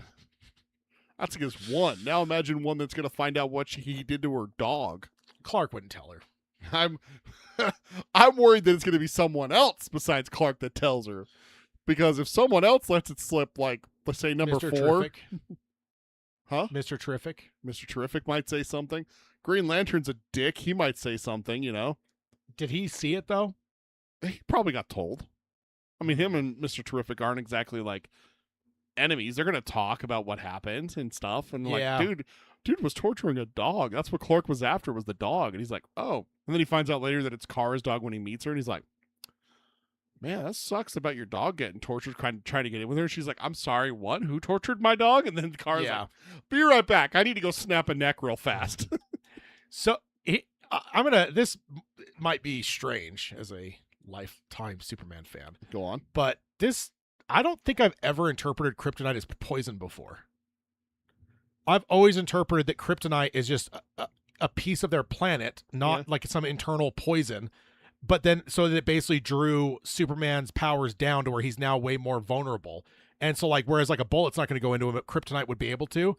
I've just never taken it as like where it's some internal thing of their planet that, like, you know, what did they? I don't remember what they called the city, Argon, or it's basically the rift on Kandor. Yeah. So I was like, I Leo memed it a little bit. Isn't that the thing that Brainiac has a tiny Kandor? Yeah. So and throughout. So they really riffed on that fact. They basically cut the city out and whatever, but then it wasn't Kandor. So I'm assuming Brainiac's still going to have Kandor, and we might still get that, because that's the other like kind of phone line to Krypton is when Clark gets Kandor and he's able to communicate to them and stuff, and he's promises them that he'll always try to make like like reverse the shrinking and stuff, but he's never able to. Yeah. But I've never. It's Argo City. That's what they call it. What did I say? Argon? Yeah. I was close. Yeah. But yeah, I've never interpreted kryptonite as though it was I literally thought it was like just every piece of like, or like when you say Earth and it's like Earth, any piece of dirt off this planet. That's what I pictured kryptonite was. It was the entire fucking planet. No. And it was literally bringing like you're normal you would be normal if kryptonite or Krypton existed and you went there, you'd just be a normal person. You couldn't fly and shit. Superman, yeah. So it's not us. So it's like, so for him, so it's like I've always just pictured that it like almost just leveled him down to like weakness. It's from inside the core. So when the planet explodes, it expels kryptonite out into the universe. I'm not saying this is. I'm just saying I've never in 40 damn near 40 years of my life I have never. Because I swear there's an episode of it's either Batman, Superman, Justice League. It's an animated one, and this is how I knew this: is that Lex is doing like a mining operation because rumor is that there's a kryptonite asteroid that struck Earth. Yeah. And that he's going after it because it has the mineral that he needs to kill Superman, because he needs a high enough dose to kill him, which is why the Green Sun would kill Kara like that fast. That's like the biggest dose of kryptonite that we've ever seen. Yeah. So I don't know. I've always interpreted it as just more holistic of Krypton, and it basically pierced through Superman. What the yellow sun does for Superman, it just basically removed that, and that's why you're almost bringing him down. Yeah. And if you stab him with it, it's not that it's like poisoning him; it's the fact that you've now if you leave it in long enough, it kills him. Well, because it's making it where he's not invulnerable anymore. All the powers of the yellow sun, you basically pierce that fucking veil. Right, but what would kill him then? Like if he's stabbed with one thing, I mean that may be a fatal stab wound, but if you're looking at it like, he's still in good physical condition. It's going to take something to kill him. So if you leave Superman long enough in the green, that's where that's why in the Flashpoint, they don't have him in green. They have him in red kryptonite, because that's what makes him normal. So red, normal; green, death; yellow, superpowers. Yeah. I don't know. Just that's fascinating. I've never interpreted it as though it was just some weird element of kryptonite. I literally thought it was everything, because like, so did they put kryptonite in her milk, in her drink? I mean, no, it was a spin on his poison, the Krem's poison. And it just didn't affect her as much. Yeah, like she was able to like able to drink the milk to offset it, and then makes herself throw up and stuff like that. And, gets rid of it. Okay. Yeah, and it's definitely not. It wasn't actually kryptonite. Okay. Yeah, no. First time he uses kryptonite on her is with the little darts. The darts, yeah. So yeah, it was just kind of an interesting thing where I'm like, I'm not even saying I'm right. I'm just saying, like, because like for one, maybe I've always just thought of the math of the fact if a planet blows up however fucking far away, what are the chances? Like, it's zero chance that any kryptonite would ever reach Earth ever if it were just some element of there. If it were gold for Earth, it's never fucking reaching. That's why I've always just assumed it was just any piece of the planet was kryptonite. It's a piece of Krypton that is then going to. I think it's, remember, you have the kryptonite core, which is safe put away inside the planet. So they're protected from it by the different layers. Think of like how the Earth has like different layers. It's the same No, thing. I'm just saying But when the planet exploded, those pieces were shoved into other pieces of Krypton, and sent out into space. So you're not talking about just when the planet explodes, it's not just, okay, there's 18 billion pieces of kryptonite. It's that 18 billion times X amount went into other pieces of Krypton that then was launched into space from the explosion. So you're bound to get some of that into Earth. Yeah, because it's a straight shot from Krypton to Earth, because Clark comes straight line from there. And I always like, for me, my little headcanon also is that there's a little bit of a passageway that Clark gets into that, okay, from hyperspace lane. From point A to point B, and maybe because he's in there that some of it follows him. And that's kind of like, that's how I would explain it if I was writing the comic, is like how Jor-El got Clark there is through this, and because the planet exploded shortly after, some of the pieces got in there with him. Yeah. So that's where. But I think I like this poison element because like it adds such a different layer to Kara. It does. Because it's not just that you remember the planet that was destroyed and you were potentially, I mean, being a 13-year-old, she's usually around that age. You're not I'm a fucking nerd, but it's like, you know, like if she were a little older, it'd be almost more interesting a little bit, because then it's a matter of like she would see that like the adults are ignoring the fact their planet's dying, you know, and then have that frustration added on top of it. But it's like 13-year-olds probably not old enough to actually lock in on the fact that like, oh yeah, everyone is just watching this planet die and doesn't care, and they're ignoring it type thing. But it's like to then have like she's not even born on Krypton. No, she's born on Argo, which is wild. But so you know, shame on Kara for making her dad fall in the water. That's what got him poisoned. She killed her dad. Wow, dastardly. See, that's evil. That's some Tad thinking there. That's evil, Tad. That's some... Supergirl, more evil than any other superhero. It's a shame. It's a shame she's a murderer of her own father. She probably got her mother sick too, for all we know. Yeah, it's it was an interesting take on like she was born 8 years later, so she's born in Kandor, which makes sense though, because if she would have been born on Krypton and there, she would have been poisoned the same as all of them. Yes. Because I was thinking about that later. I'm like, kind of weird to like take the Krypton part away from her. I'm like, but then the more I thought about it, I'm like, well, no, because they would literally be poisoned every second they're on there. So the only reason she's able to survive is because she was not. She wasn't there at the time of the explosion. She would be poisoned at the same rate as her parents, so she should be dying at the same rate of her parents. But she wasn't born until 8 years after. Exactly. So she's like protected from it, and she's like she probably has a little bit of poison, and maybe adapted to it to an extent of the fact she was born there. Maybe she did have a little bit of evolution there. We don't know how fast Kryptonians evolve. Yeah. So she might have had a little bit of built-in immunity kind of thing. So. Yeah. One small thing I loved every time she was in space and her hair was just floating around. Oh yeah, because that's how space would be. I love that, and her scream of pain and agony in space was. Oh, it was a beautiful. That was a beautiful scene. The single tear. Yeah, and Krypto. That was really good. Krypto heard it. He did. Yeah, you noticed that, right? Like, I don't know. I've seen some people online. They're like, I don't know. I think that was just like cutting to Krypto to show that's what her anguish is over. I'm like. Yeah, he his reacted. Eyes open a little bit there. No, he reacted absolutely and whimpered a little bit. He absolutely heard Kara. Yeah. That was a loud scream. Yeah. There was someone 3 solar systems over whose eardrums exploded. I'm dead. What happened? Yeah, indeed.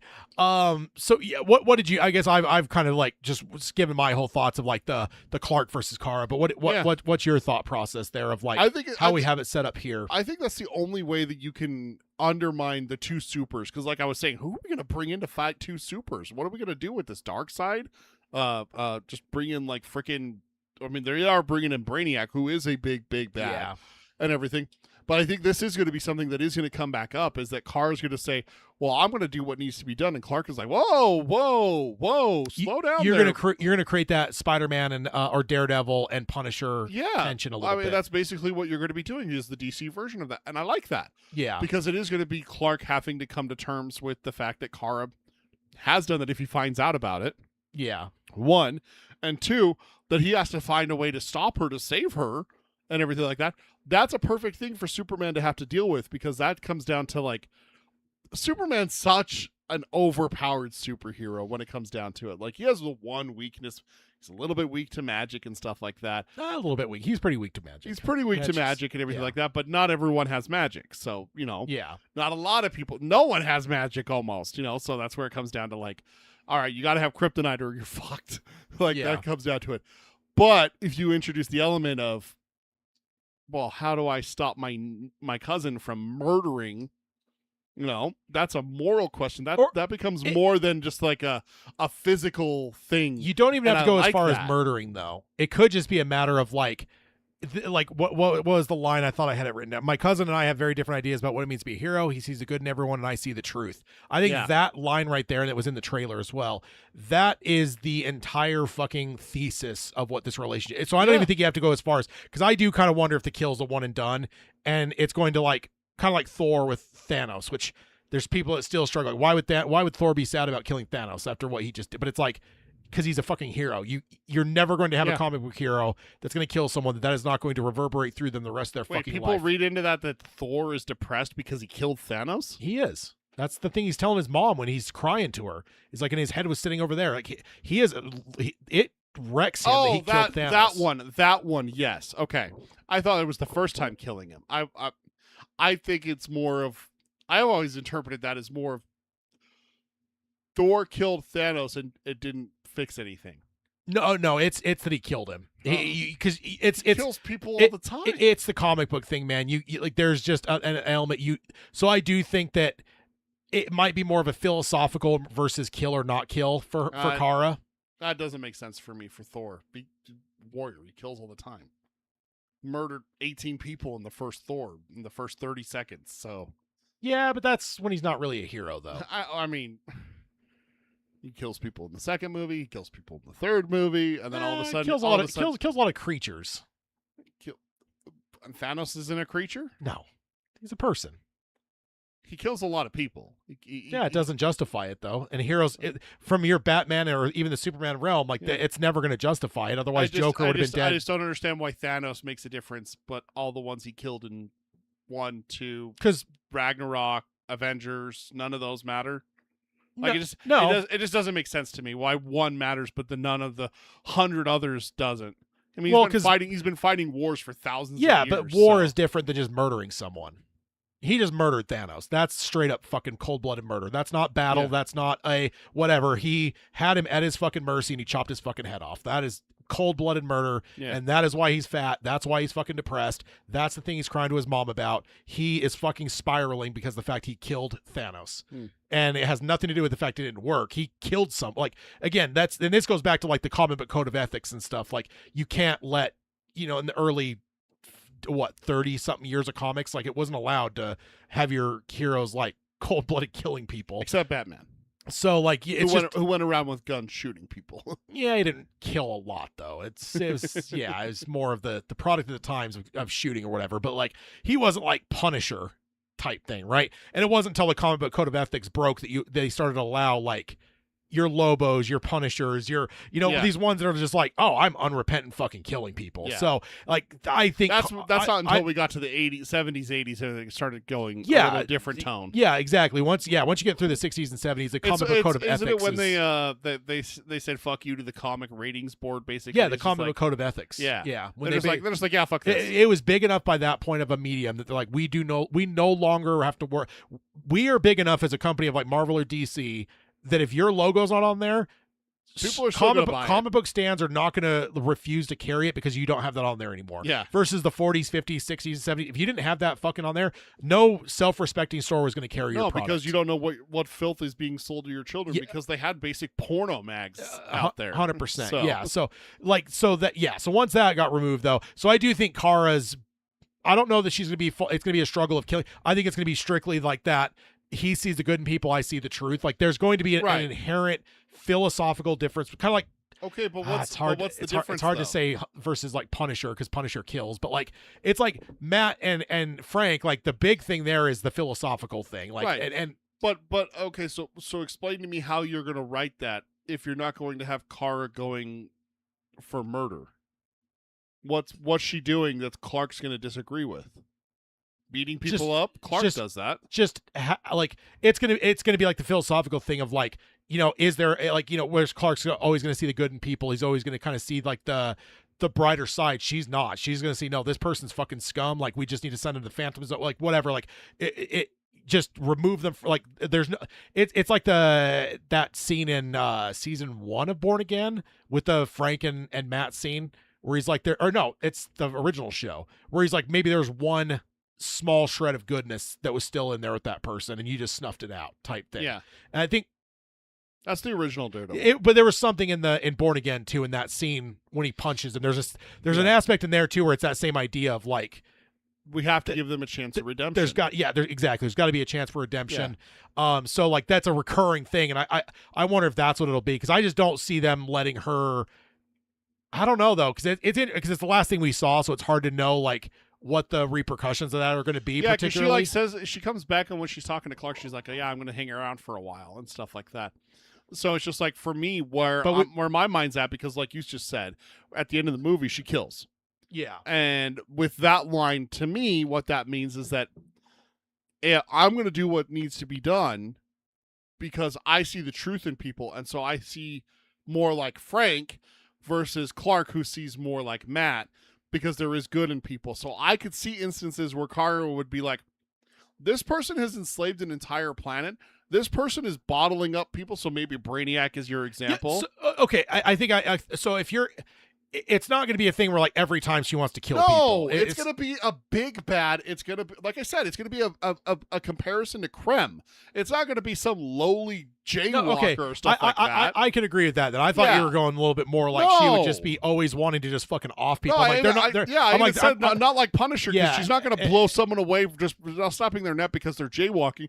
But I think it's going to come down to that there is going to be a big bad that is going to be bad enough that Kara's going to be like, hey, I'm ending this fucker. You coming, Clark? And Clark's going to be like, whoa, we don't kill. Yeah. That's not how we do things. And then Kara and him are going to have the clash. Yeah, exactly like that. I could agree with that, but it would have to be like, I think Brainiac is a good one because he's fucking capturing planets and just having them sit there for his fucking entertainment. And he's pretty much unbeatable in the sense of like his level of intelligence. It's we gotta kill him. Like that's what we have to do. Like that's where I see Kara. It's the Kingpin conversation. Yeah. It's like, you know, what if it's you or him? Like, like there is no stopping this. Like there is no room for grace. Like when I just blanked on her name. I almost called her Kara. Daredevil's girlfriend. Karen. Oh, Karen, yeah. When Karen says, it's like, what if it's you or you versus him? And are you gonna let him kill you? Yeah. And like maybe it gets to that realm of like, yeah, and you could potentially see that for sure. I think it's gonna be fascinating to see what they do with it. I think that's the part that I'm most excited for at the end of the movie, is to see like how is this relationship between Clark and Kara gonna work. I wanted to ask you, that's one of the last notes that I had here. What's Kara's Earth name? Sorry, Kara. It's Kara. What's Kara's Earth name? Clark Kent. Just Kara. Oh, God. Yeah, the Clark Kent name. I am blanking now that you asked me. I watched all fucking 3 or 4 seasons of Supergirl. And all I'm thinking of is Melissa Benoit or whatever, however you say it. So I'm thinking of the actor's name. Motherfucker, what is it? It has been a number of years since I watched that show, but I watched it because they had no Superman show. Then they finally did the Superman Kara show. Danvers. Yeah, that's right. Okay, so she just goes by Kara. Okay. Yeah. One name should be Kara. One name should be Kara. Yeah. Just to fuck with people. Because then when they're like, when you accidentally say it wrong, be like, Kara. Like, no, I was using her Earth name. Like, no, it's Kara. But yeah, I know that's a Kryptonian name. I think what I liked about Ruthie is like Kara was projecting what her mom and dad taught onto this. She saw the innocence because it's a child. Yeah. And I think that's where it's like, where some people might see hypocrisy, maybe even Ruthie would see it as hypocrisy, where it's like, you're going to kill this guy, but I can't. But it's like, because I'm already ruined to an extent, right? I am what I am. You're not. You're a fucking child. It would be like if Frank stopped Kate Bishop from killing someone. Yeah. Frank's ruined. Frank's gone. There's nothing that Frank can do to save himself. Frank is kind Frank. Of thing. Frank is Frank. Yeah. But Kate Bishop isn't. Or not even Kate Bishop.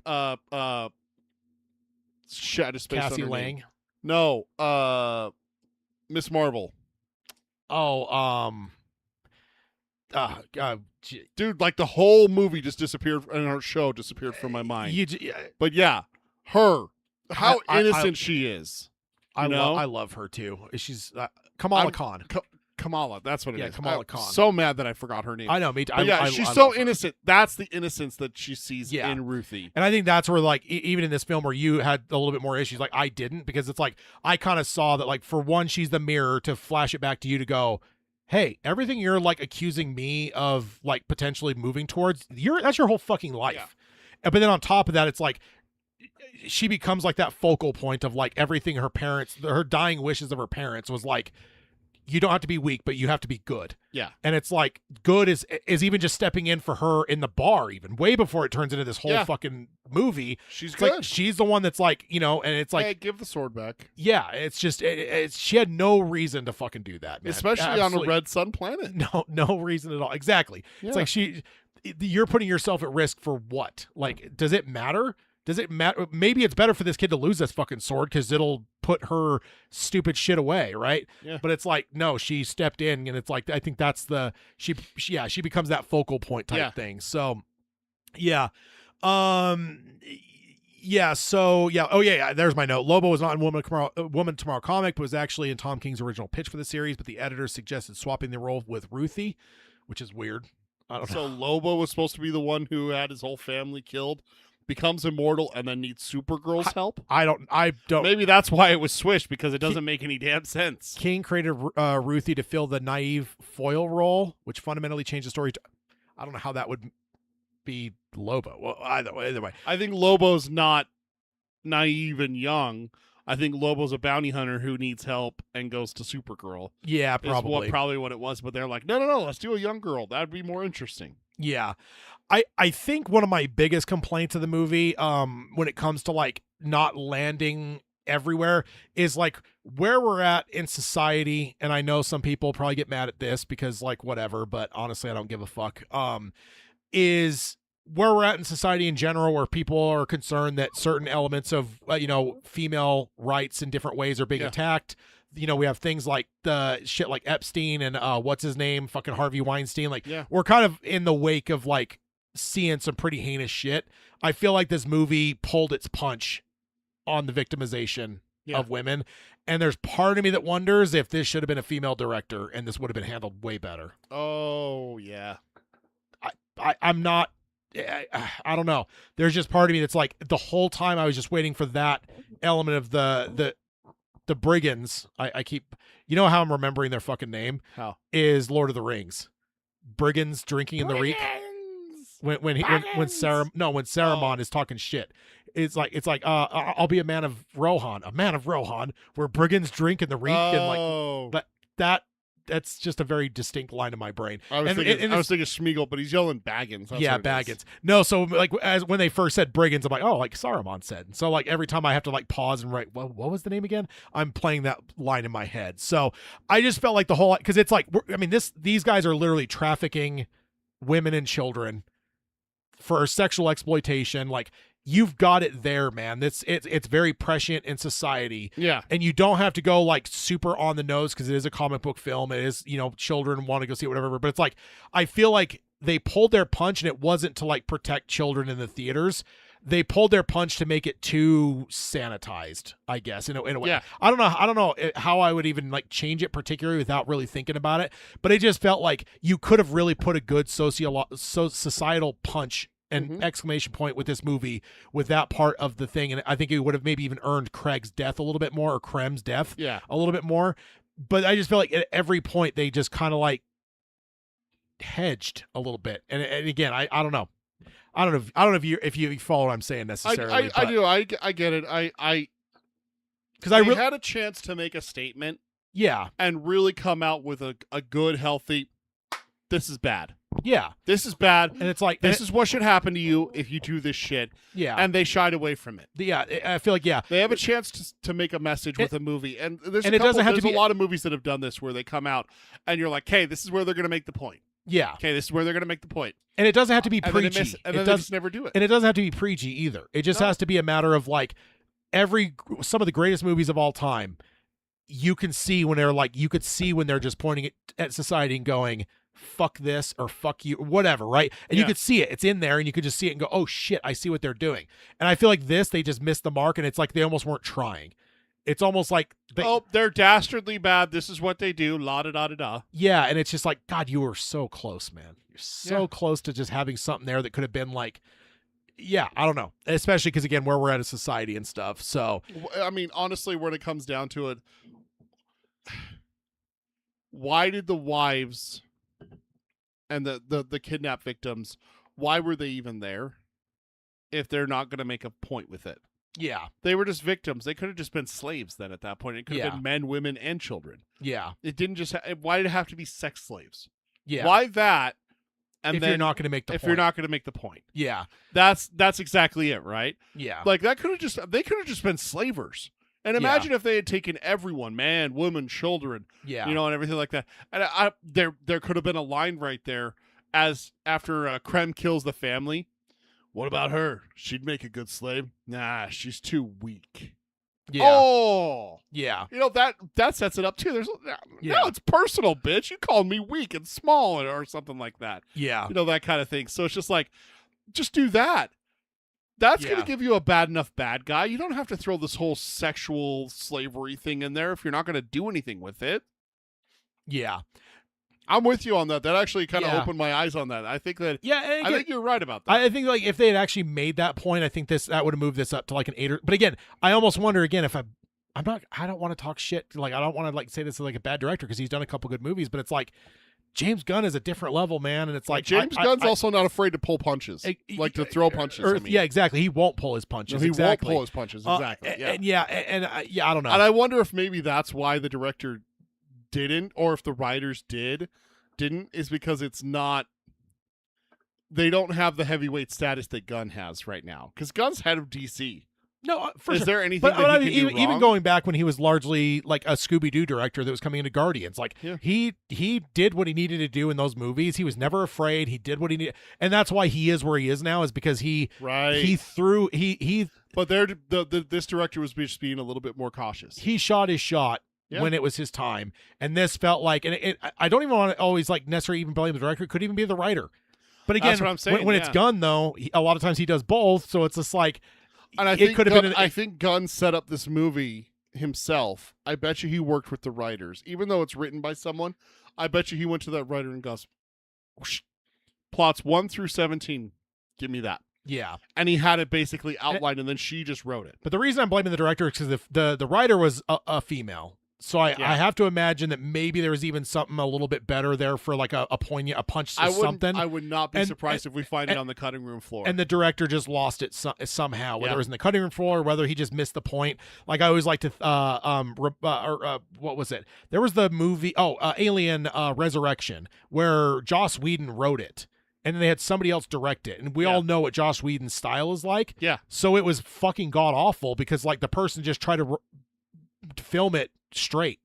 Like everything, you know him more than I do. Yeah. And it's just like, what his style is. Yeah. It's like, imagine if someone just took his thing and just wrote it or just shot it as though everything was on the page was Not gonna exactly work. what it, You got to give a little bit of leeway. You got to have that Whedon-esque. yeah. And to that's, it. and I want, so it's just like, that could be at play here, even where like the writer thought they had it, and then like as you went through the whole filmmaking process, because that's a problem with any kind of film is like a book gets written once, a film gets written 3 or 4 times. Yeah. The writer writes it, sometimes it gets rewritten, then the director writes it when they shoot it, and then the editor/director rewrite it with the edit, and it's like, and then sometimes the studios have to, so it's just like you never know. So I'm not. It very well could have been also that I know James Gunn is ahead of DC. Yeah. I very well wonder if someone else was A like, producer is involved. hey, we can't do that. Could be. That's too on the nose. We work in the industry. We can't put that out there. Yeah. That's and right. It wouldn't cause a controversy because no one's going to talk about it. Yeah. But it very well could be on the cutting room floor that there's a scene that goes into it a little bit more. Yeah. So in the comic, I have a question I had written down with another riff on the comic. The film version, in the comic, both characters had to be talked down at different points. Mm-hmm. Ruthie because of her family. Kara loses her horse thing. Like it basically kills Crypto. essentially. Yeah. So both of them at different times have to talk each other down, and it's kind of almost a two-handed thing. Yeah. In this one, you kind of flipped it. It's Ruth who has to be talked down, and then Kara actually ends up doing it. Do you think that ends up making it more or less interesting than if they had just done like a almost two-sided? But then you would have had to kill Crypto essentially for Kara to be in that position and be talked down, and then right? Gunn would never hear the end of it. Even though he had nothing to do with it. Like, he's like, I didn't write it. I didn't direct it. It has nothing to do with it. Still, at the end of the day, it's your company, sir. like- You're responsible for all animals that die in DC. Yeah, exactly. So, more interesting? Do you, I think this one's more interesting because otherwise it's just revenge. They're talking each other down. One of you should do it. yeah. Your whole family was killed by someone. Fucking kill the guy. Yeah, Like- and I agree. I think this is really fascinating because, again, even the fact that earlier on we were talking like, where do we go from here? Like, that was Yeah. like theoretically, it's the last thing we saw. I know there were some other scenes, but it's like the last thing we really saw was her killing that dude. It's Yep. like, what the fuck does that mean? I don't know. Like, Yeah. we neither of us do, and it's like, and none of us. So yeah, I'm interested. I think it's more interesting for sure.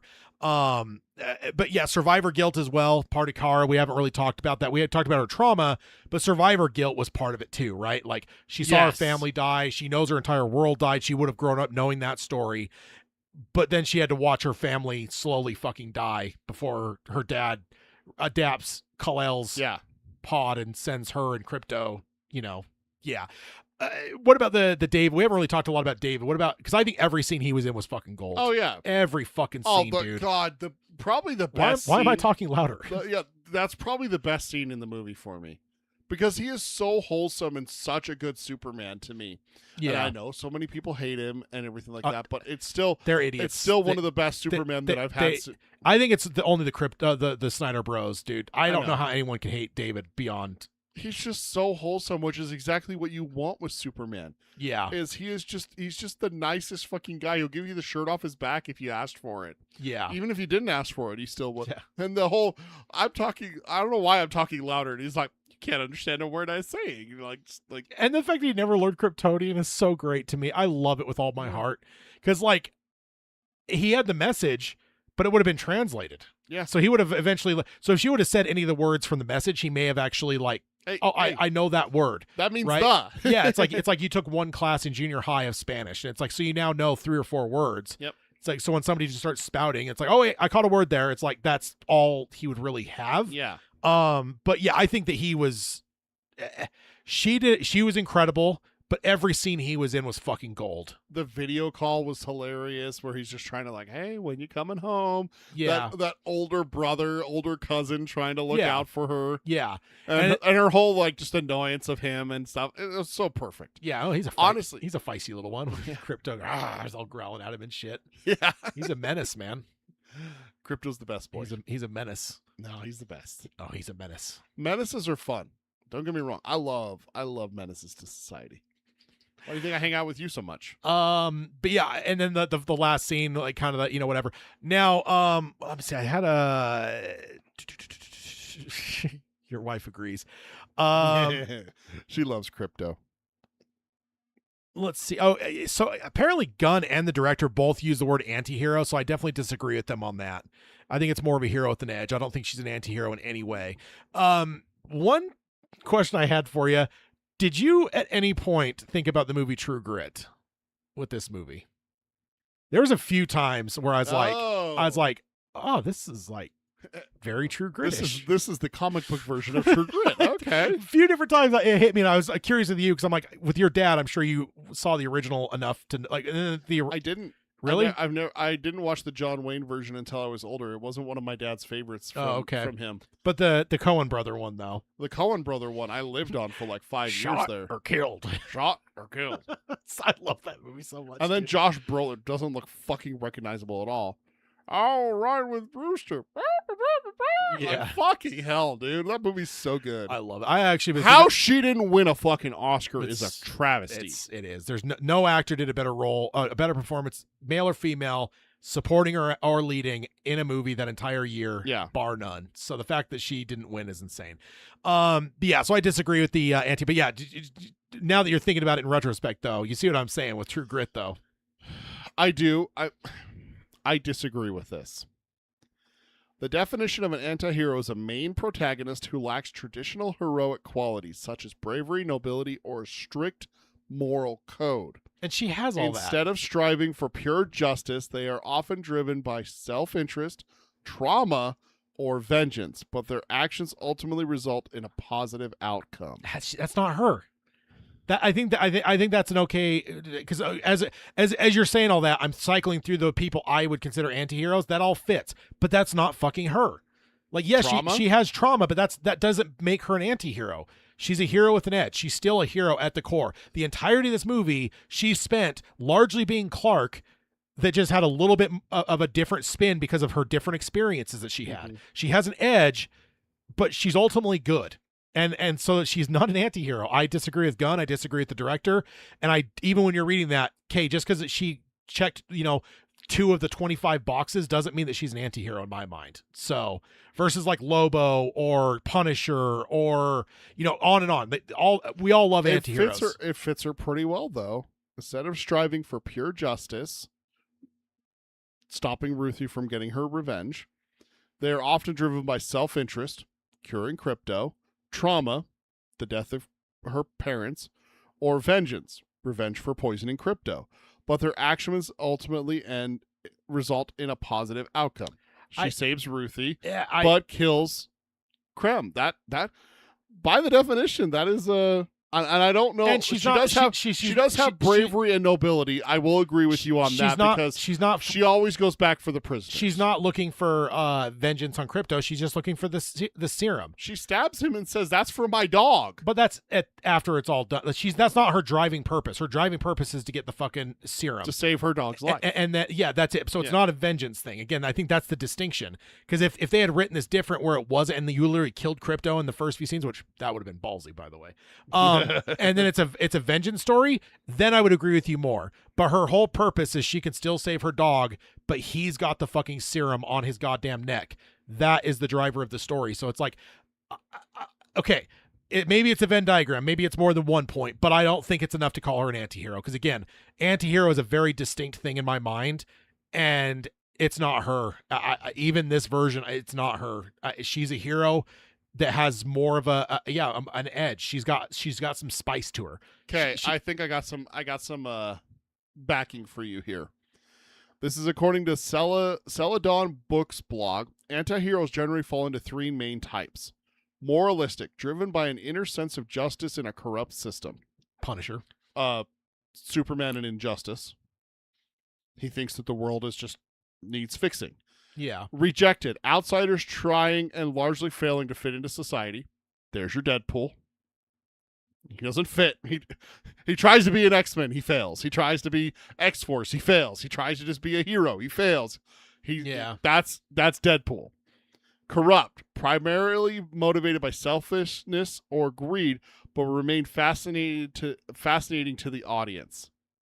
She doesn't fit either of those. Yeah, what's that? I don't even know who that. I don't know who would fit that one. Yeah, but yeah, it's not her though. I think it's a mischaracterization, in my mind, to call her an anti-hero. That's just me. Because like to me, like an anti-hero, going back to the cowboy thing, white hat, black hat, and gray hat. Gray hats are your anti-heroes. She is not a fucking gray hat. I don't care if her hat has a little bit more dirt on it than a normal white hat. She is not a fucking gray hat person. Lobo's an example of the third one.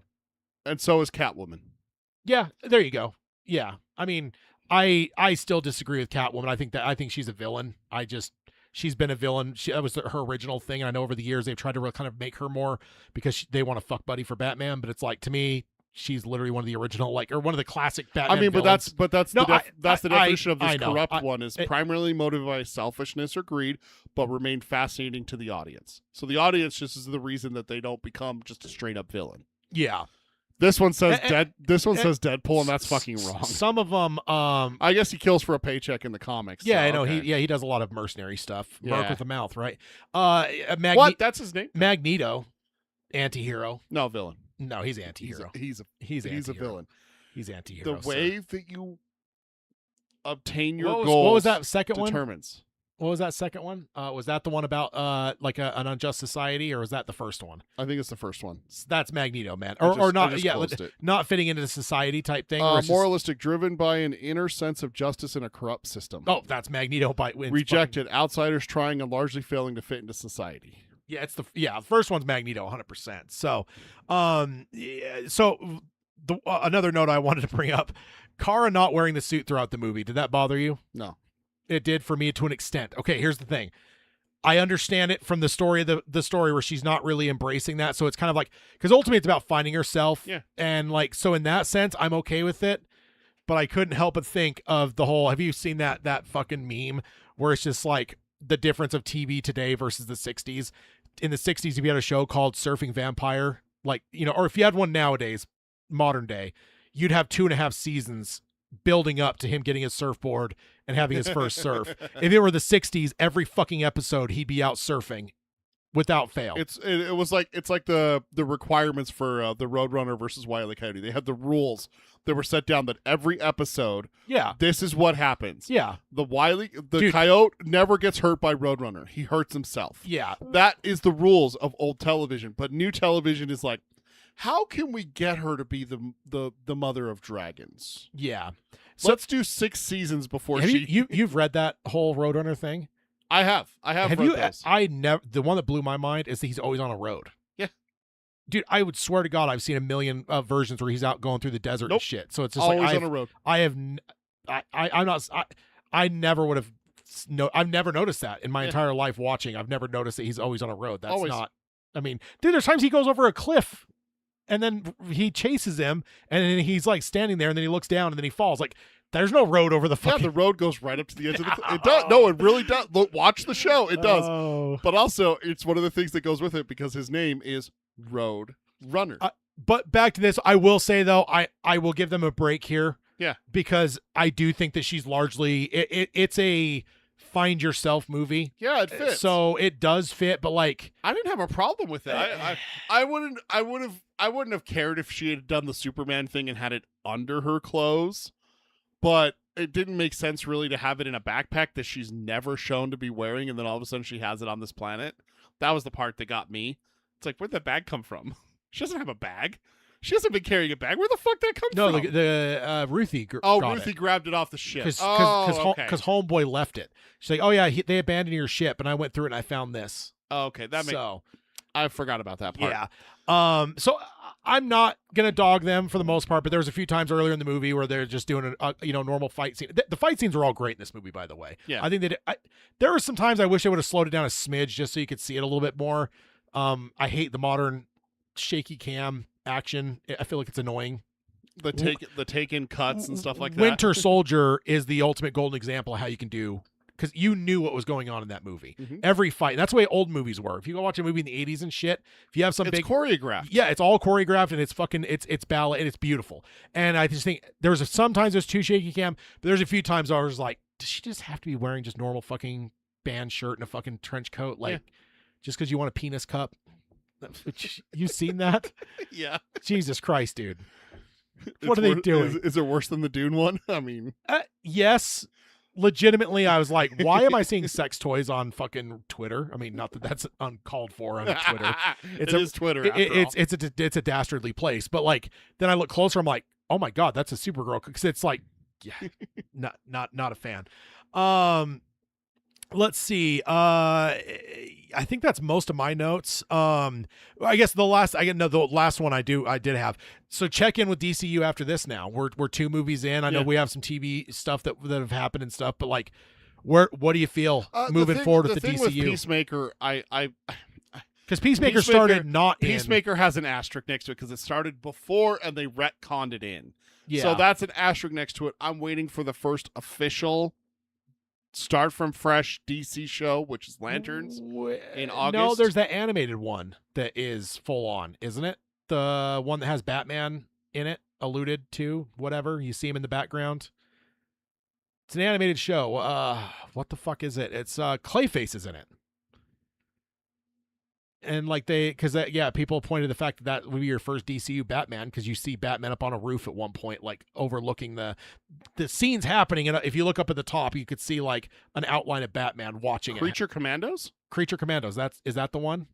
Came out in 2024. 7-episode adult animation series written by Gunn. Launched on the DCU's Gods and Monsters chapter. Yeah, so we have full on that, but if I agree with you fully, because Peacemaker's kind of a weird one, because it was like half in and half out now, or half out and then now half in. But yeah, Creature Commandos, I haven't watched it though, I'll admit. But I haven't either. So, I honestly didn't know that this was part of Gunn's universe. Oh, really? Because it was animated, they were able to get it done faster than most other things. So I believe, I think that may have been the first. Did you say first, or did it come out after Superman? Released December 5th, 2024. So it's the first. That's the launch of, because Superman came out in 25. Yeah. Last year. Yeah, last year. So, which is wild. It feels like it was 2 years ago. My hair. We're too old, Dad. We need a button for that. My hair. Or it's on the list. We need some Everett McGill on there somewhere, especially with the Odyssey coming up. I think I have it on the list. So yeah, what are you thinking though? Now that we have the second check-in, at least, like, because even if we discounted TV and just went, we're talking movies. We're 2 movies in now. They're 1.5 for 2. What are we? Iron Man 2. Was that the second movie? Yeah. No, it was Hulk, the Incredible Hulk. So we're 2 movies in. I mean, it's the same as the MCU. One fantastic movie and one that was good. Yeah, it's fine. It was good. I'll watch it again eventually. I might rewatch Superman on Sunday tomorrow. Yeah. I really might. I have some stuff to watch. I have House of the Dragons now to watch. I have that documentary that my wife watched that I need to watch. Better Call Saul I'm saving. I have a plan, Arthur. I need a button for that too. I have a plan. You need to trust me, boy. I'll just I'll put a Micah line on there. Just we are going to talk about The Last of Us 2, part 2 at some point, unless you're going to play it for because of Abby. Because you're going to try to convince me to play it. No, I'm going to talk you out of it. I'm already pretty much in the sense of I'm not playing it. Okay. Because I had heard just through the word around the campfire, that I knew there was a character named Abby, and I was pretty sure you played as her. But then watching the show, I'm like, I'm not doing it. I'm just not. You're not selling me on, like, I'm not you, but they. Yeah. Nobody will ever be able to sell me on playing as her. I just not. I don't care. Are we done with Super? I don't want to talk about something unless we're done with Supergirl. Yeah. I think we're. Okay. For me, I'm happy with where we're at. I would love to see Lanterns. I loved what we got with Peacemaker season 2. I haven't watched Creature Commandos, but for a check-in, it's still too early to say a lot. But I'm way more happy with the DCU than I am with the fucking Snyder bullshit. Like, this feels Superman alone is going to carry me into the next probably 5 or 6 movies. Yeah, this movie, I know I've had my critiques of it, and I know I've had my issues with it.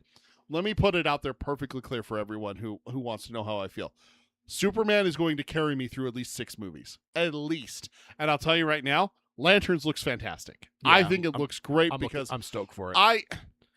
I will admit they just better not kill Guy Gardner. Green Lantern is a hero that I can get behind, that I don't think has been done justice anywhere. No, true. And I did not, honestly, one of the shocking things is I didn't hate the Ryan Reynolds Green Lantern movie. I didn't. I didn't hate it. And I know a lot of people shit on that movie and everything, and I just like How dare you, Detective Diaz? I just looked down. I'm like, that button would work. It works. I mean, some people do feel that way, but I didn't hate it. Including Ryan Reynolds. I'm not saying I love it. I know he shits on him more than anyone. That's what I'm saying. Like, it's so funny that he killed himself over it, for God's sake. He did twice. Yeah. So I want to talk about my check-in ultimately would be is just the fact of, like, Superman told me we're in the right space, and this did not dispel me at all. I think that's my main thing. Yes, it's a little bit of a step down from Superman, but honestly, I don't even expect everything to be Superman's level. Superman was fucking great, dude. And I don't expect everything to be that level, but this was like, okay, good. We're still on the right track. Yeah. This isn't just some train wreck where it was like, what the fuck are we doing here all of a sudden? Like, it was, again, 7 out of 10. I'll tell you right now, this was a far superior movie to The Flash. Oh, yeah. And the Flash had its moments here and there, but like all of them were Batman. Michael Keaton largely is the fact that you're bringing Michael Keaton back, but That's it. throwing a baby in a microwave was pretty cool. That's so dumb. I that whole scene was atrocious. throwing a man. baby in a microwave. That's what the DC could come up with to rival Quicksilver, and it was fucking terrible. I don't know why they didn't just give up. Like after the two Quicksilver scenes, why even try the Flash? I mean, I get the Flash is like one of the big characters, but it's like you're never beating that. He needs to be a side character for the next 2 or 3 movies, like the Hulk Mhm. in the MCU. Yes, He doesn't need to be his own thing. No. Like let him be. let him be in Ragnarok. Let him be in Avengers. Let him be in Endgame and stuff like that. If they had the balls to throw Grant Gustin in, though, and just say, fuck it, we are going to make Grant Gustin our Flash, I'm telling you, it's right there. I will say I will sign up to whatever fucking movies you want for I'll me, be there. straight up. Like, because Same. he is 100%, dude. he is fucking perfect in that role, and just like like Judi Dench, when you rebooted Bond, why the fuck lose Judi Dench? So that always confused people at first. Where they're like, wait, why is she still M when you just rebooted everything? Yeah. Like this wasn't just like your normal Bond flick. Because it's Judi fucking Dench. Yeah, it's like that's the way I feel about Grant. Like just give him the fucking role, James. Do it. Have He's right there. He's ready. And he would And he's already rocked said it. He's already rocked the role. So it's like he says that he'll do it. Yeah. He's come out and said, I'll be Flash. Yeah. And he would do great. Now, the rest of the cast, we can just let them go. But we can bring Grant in though. Yeah. Oh man. We are pretty much out of time. I don't know. But again, nobody has to, because they're not going to convince me. Like I don't to care. play Abby. And even like that third season that's coming at some point, like I'm like, they're not going to do anything to redeem her for me. It's not going to fucking happen. So I will tell you, I'm spoiling a little bit here, Tad. Season 3 of The Last of Us is almost entirely going to be Abby. Oh, I've got that sense just from the fact the way season 2 was. I'm like, we pretty much skipped Abby entirely. I'm like, they're going to do the entire third season. It's going to be her. So like, I'll watch it because it's been great TV. Like, it's not going to stop me from watching. I could watch something that I hate the main character. Like, that's not a qualm for me. But it's like they're not going to redeem her. I went the entire run of Game of Thrones, and I never once felt bad for fucking Reek. And I think he deserved everything he got. And at the end, when I'm like, good. I'm glad he's dead. I can hold a grudge, sir. Yeah. And Abby's not. You're dude, preaching to the choir. Hallelujah. So, give me an amen. Yeah. I'm with you. I can't Will you ever play it again? Last of Us 2? I'm playing it again right now. Oh, okay. I'm achievement hunting. I'm going through getting I play the first game the same way I'm playing the second game. I do like I'm not a whore. I don't 100% games that I play. I 100% games that I thoroughly enjoy. And The Last of Us was really good. And when I looked at the achievements, I went, I could get all those. And so I played again, and I got every single achievement. I 100% of The Last of Us in 2 playthroughs. The Last of Us 2, on the other hand, is going to be much harder because they make... they make you shout out the window, I love Abby. They fucking dark... No. Like not that bad. Like the never-ending story. Not that bad. Not that bad. But they made it so that you have to play through on the hardest difficulty with no modifiers. So when you beat The Last of Us, it gives you a chance to do modifiers, which makes it really nice to go back and do a second playthrough. Yeah. Because you have like one shot kill and one touch kill with melee. So like the bloater, like the huge big fight, you pull out your shotgun, shoot him once, and he drops dead. So it makes it real easy just to go through and just do the collectibles. There's a ton of collectibles. Have a guide up, do the collectibles. And I know some people are like, well, why don't you play the game real? It's like, I did. I played through one time just collecting what I did. But I'm not one of those people that's going to be like, okay, I got to go search this corner. Okay, I got to go search this corner. Okay, got to go search this. I'm not that guy. I'm sorry. I got better things to do with my time than that. But the notes that I took down is that Abby and Ellie are so complex and it divides people. I read a lot of opinions after I finished it, and it's a good story. There's actually a healthy debate about morals, revenge, good and bad, people, and the trauma that they go through. Yeah. White hats, gray hats, black hats, all that kind of stuff. This is probably the best example of that ever, is that if you watch someone or play through Last of Us Part 1 and Part 2, and then sat down and have a debate with people, you can actually have debates with people and see their side of things while at the same time disagreeing. It's like the Joel thing at the end of the first season. It's like, yeah, it's like here's the thing. I will admit I'm a hypocrite because nothing that Abby did is any different than what Joel did, and and that's where I read that. I read that online so many times, and I fucking have a problem. And I'll admit that it's just the fact that I knew Joel first, so therefore I was going to go with him through everything he did there. Strongly disagree that what Abby did and what Joel did are the same thing. I will argue this until the day I die that self-defense and a revenge killing are two very different things. Yeah, he's not defending anyone. He's going to kill everyone. He is defending Ellie. If he doesn't, she dies. Yeah, but at the cost of the world, potentially. So potentially. Well, again, no, it's not her choice. They don't make it her choice. If they made it her choice and she told Joel, I'm doing this, put me under, they put her under, and then he fucking kills everyone, 100% agree. 100% agree with you on that. They don't give her a choice. Yeah, they have her under. They never wake her up. There's a scene in the second one where they show the doctor telling Marlene, the lead of the Fireflies, this is the doctor that's Abby's father. He has taken the Hippocratic oath to do no harm. He tells her, this has to happen. Don't wake her up. Kill him. And I'm going to slaughter her for my experiments. And now, granted, it's going to potentially produce a cure. Yeah. Potentially. There's a chance he could replicate a cure off of her immunity. Yeah.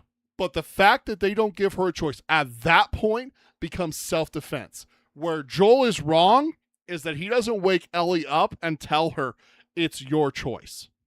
If he had told the doctor that, you're giving her a choice and we're going to sit here until I get that choice. Otherwise, I'm going to put a bullet in your head. All the Fireflies stay out, wake her up, let her regain and everything. But then it wouldn't be interesting because she would have chosen it. She would have chosen it. Yeah. She tells Joel that. Yeah. She tells him, my immunity should have meant something. Yeah. She tells him that, and then she says, I want to forgive you, but I don't know if I can, but I would like to try. Yeah. Which is fantastic character development and amazing. Yeah. No, it's certainly...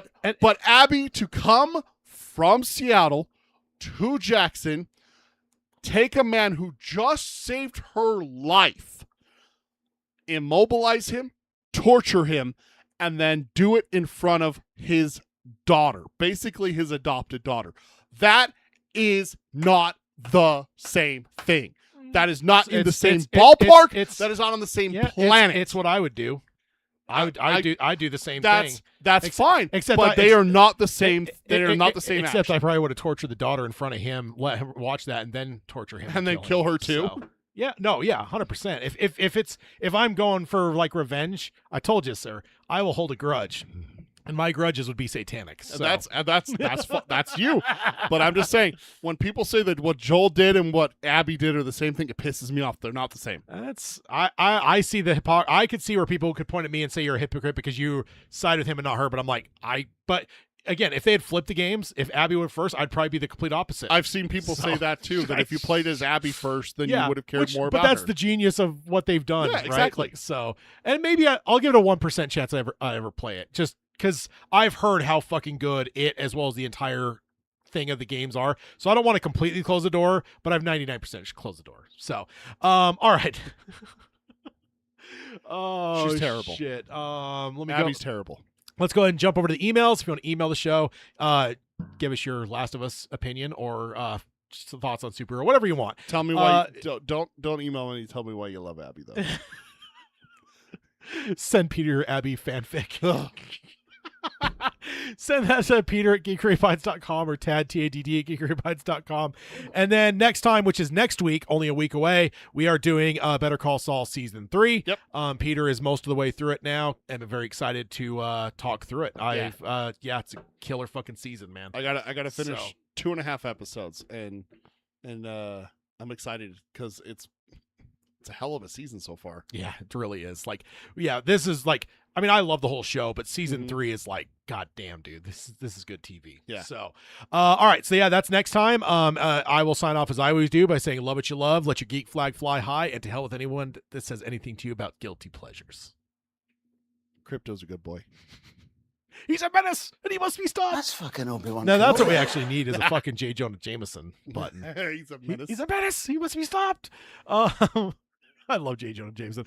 All right. Book, movie, show. Which one are we doing? What? Video game For, J. Jonah Jameson. you know, what we could just do is the podcast from the game. That's what I was wondering if we were just going to do that. Pop it. And I love those bits because every time I thought of you even before you ever played I think maybe you played them before me. Either way, I thought of you every time because I'm like, with him. You played it before me because I don't have a PlayStation, so it hadn't really. No, you had one back in the day, though. I thought you had one and played the original Spider-Man game way before me. After you told me how good they were. Oh, I thought you'd had one way before. I'm pretty sure you were the first because. Then the second one I beat you on, I know for sure. But because I had to wait for that one to release on PC because I don't have a PlayStation anymore. But every time I'd listen to those though, I'm like, dude, because you do something and then like a little bit later you hear the J. Jonah Jameson, he spun it. And I was just like, I thought of you every time. It's like Peter's going to love that. Turned it off. All right, see you guys. Bye everyone.